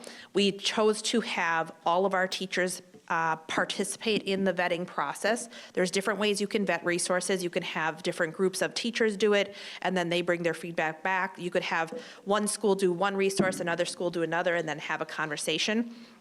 Based on implementing into reading last year and some of the comments that were brought up around, well, I didn't even see the resource and now it's been chosen for me, we really wanted to make sure all of our teachers had impactful decision-making ability in the process. So every teacher from kindergarten through 5th grade who teaches math is using this resource. They've gone through it, they've had training on it, and so our next one will get training as well. In our PD day for our next program, and then our teachers will start using that. We have a third resource that we'll look at doing. It wasn't our most popular candidate out there, so I guess I won't say the name on the microphone. But when we voted for it, Eureka and Illustrative were by far our 2 highest with the math vetting committee. We also have a survey coming out. CISA 9 is helping us do a survey in November to all of our teachers for our first piloting program. We're going to collect that data along with data from our students about how they felt. And we take that with a grain of salt because sometimes we can be cranky as students and like mark the sad face on the survey. But we're really going to do that for each of our piloted so that at the end we can collect all of our data. We have a rubric that we go over, making sure that we make the best decision. Our teachers are under the awareness that it is not, you don't have to have consensus. We're not all going to be in agreement of it, but it's what's best for our students. So we look at it around standards. We look at it about what's best for our kids. We look at the data that will come out in our winter data around math to see how we're progressing. And then we will bring to the school board in spring a recommendation for a math program. Is this quite a bit different than the current pilot? This next one coming up. We haven't had our training yet. They're both very hands-on, and I think that's one of the real reasons our teachers gravitated toward these programs. I've called around, and there's many districts around that use illustrative math, so I like to look at their data because I like to be number one. So I like to compare and look at the other data to see if what we're getting is exactly what we've seen data play out in other districts. They're both very good. I said, I think it's when we get through it, our teachers will decide what our students need and what is the best for our students here in Anago. And I think that's where the decision will come from. So we're piloting 2 programs? We're piloting 3. So we have one after that that would start mid-January, February-ish for some of our grade levels, finish up around March before our testing, our state testing, to make sure we have all of our standards in prior to the forward. And then we'll come to the board with a recommendation. Why do they charge so much for it? Is that a common thing? So, yeah, I mean, it is common because you do have to purchase the books. So the students like consumables that we're not going to send back to the company. You try to work them down on some of their stuff. So like they threw in all the teacher manuals for free because I let this group know that our last pilot threw them in. So we aren't going to do that with this company. But we try to work the best deal, obviously, because we know that it's a pilot and we're going to, in the end, hopefully choose one of the programs. And then Theoretically, then we get to keep them forever. So if they like one thing better from one program than another? Or Yes. to avoid that? Or is that like we're going to keep it and use it. I don't know. Well, it's all student workbooks, so the students are currently using them, so do the kids so get it's to not use like the consumable at the end? Sure. We have the teacher manuals, but ethically, we would not utilize a resource that we do not purchase as a full program. Do we have to send them back? No. Would I collect them? Absolutely, because if we chose one program, I don't want people utilizing a manual from another, right? We're going to use it to fidelity. If we choose one and we say it's the best, then this is the best for our kids. And again, it's what the board approves and what Yes. is paid for that is used. Yep. Any other questions on the math piloting? I don't have a question, but during committee, you said something really powerful that I think could be beneficial to the board here, to hear. When you were talking about You're going to make it, I'm What going to make did you I do it word say? for word. I say a We're lot of talking things, about, Ms. like Matt Miller. Like Jill said earlier, that it was very difficult. We implemented a reading program last year, and then you came to them, and now we're going to vet a math process. And what did the teachers tell you? Yeah, to implement one resource at K-5, and then the next year, as we shift teachers around, as they're at new grade levels, to then implement math piloting is a lot to ask of our teachers. They feel it, we know they feel it, we feel it with them. But the question we posed to them was, are you comfortable with using the My Math resource for another year? And if you can ethically say, yes, we are comfortable putting that in front of children and watching our scores go down, then we, for our adult behaviors and our adult, for our own adult experience, we don't go forward with it. So I probably said it more eloquently at the committee meeting, but in essence, if we can ethically say as teachers that we are okay not putting the best in front of our kids for our own sanity and our own work ethic, then that's not what we do for kids. And all of the teachers agreed that it's going to be a heavy lift, it's going to be a lot of work, but I am willing to put it in because I need the best in front of our kids here in Antigo. They deserve it, the families deserve it, and we're willing to put in the work to make that happen. And so they all voted to actually run through with this pilot the next year, which I'm very proud of them for. And they're doing a really great job of it and keeping positive on the same sense. I do really think that they are enjoying it. I think they really have enjoyed Eureka Math. Anyway. Yes, the one thing I'm hearing, just in conversation, is the amount of teacher work it takes to prepare. Well, in compared to My Math, which was just a manual and the kids had a book and you did 5 problems on the board and they did some problems, that was an easy quote-unquote planning because I didn't have to have any manipulatives. I didn't have anything cut out for them. They weren't using their tactile responses to things and having discussions around important critical thinking around math practices. That's all very new if you haven't had that experience in math, and some of our teachers haven't. So they haven't said it in a negative way. It's just been ooh, there's a lot more work for me on the teacher end to prepare for those lessons. They are doing it and they're seeing great success. And when you see student success, you're willing to do anything, right? I think we sit here and say the same things. I will work 24 hours a day if it means kids do well. We will all break ourselves for that, right? To stand in front of you in spring and say, look at our scores.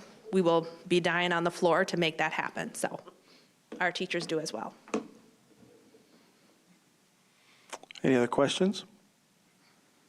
Okay, thank you, Mrs. Stutstream. And thank you, Kristen, for bringing that up, because that was a great statement that you made about that. The voting device is now open of the motion on the floor.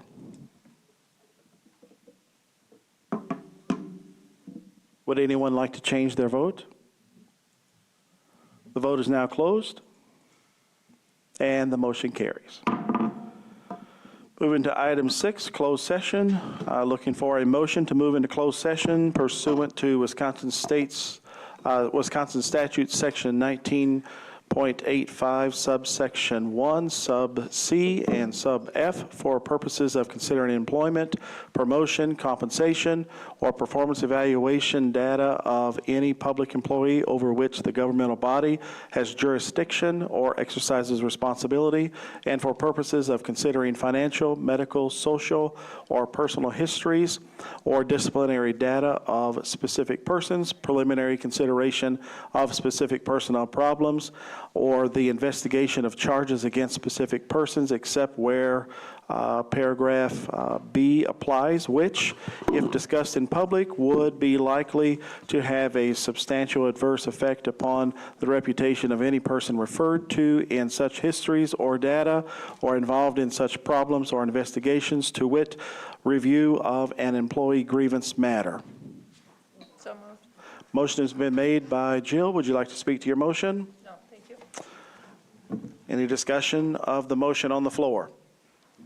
Hearing no discussion, Deanna will do a roll call vote, please. Kristen Matt Miller, Yes. Scott Peterson, Yes. Catherine Solon, Yes. Angie Schreiber, Yes. Dee Dee Schrader, Yes. Dr. David Bardot, Yes. Jill Maddick Nelson, Yes. Danny Pyatt. Yes, we are now in closed session.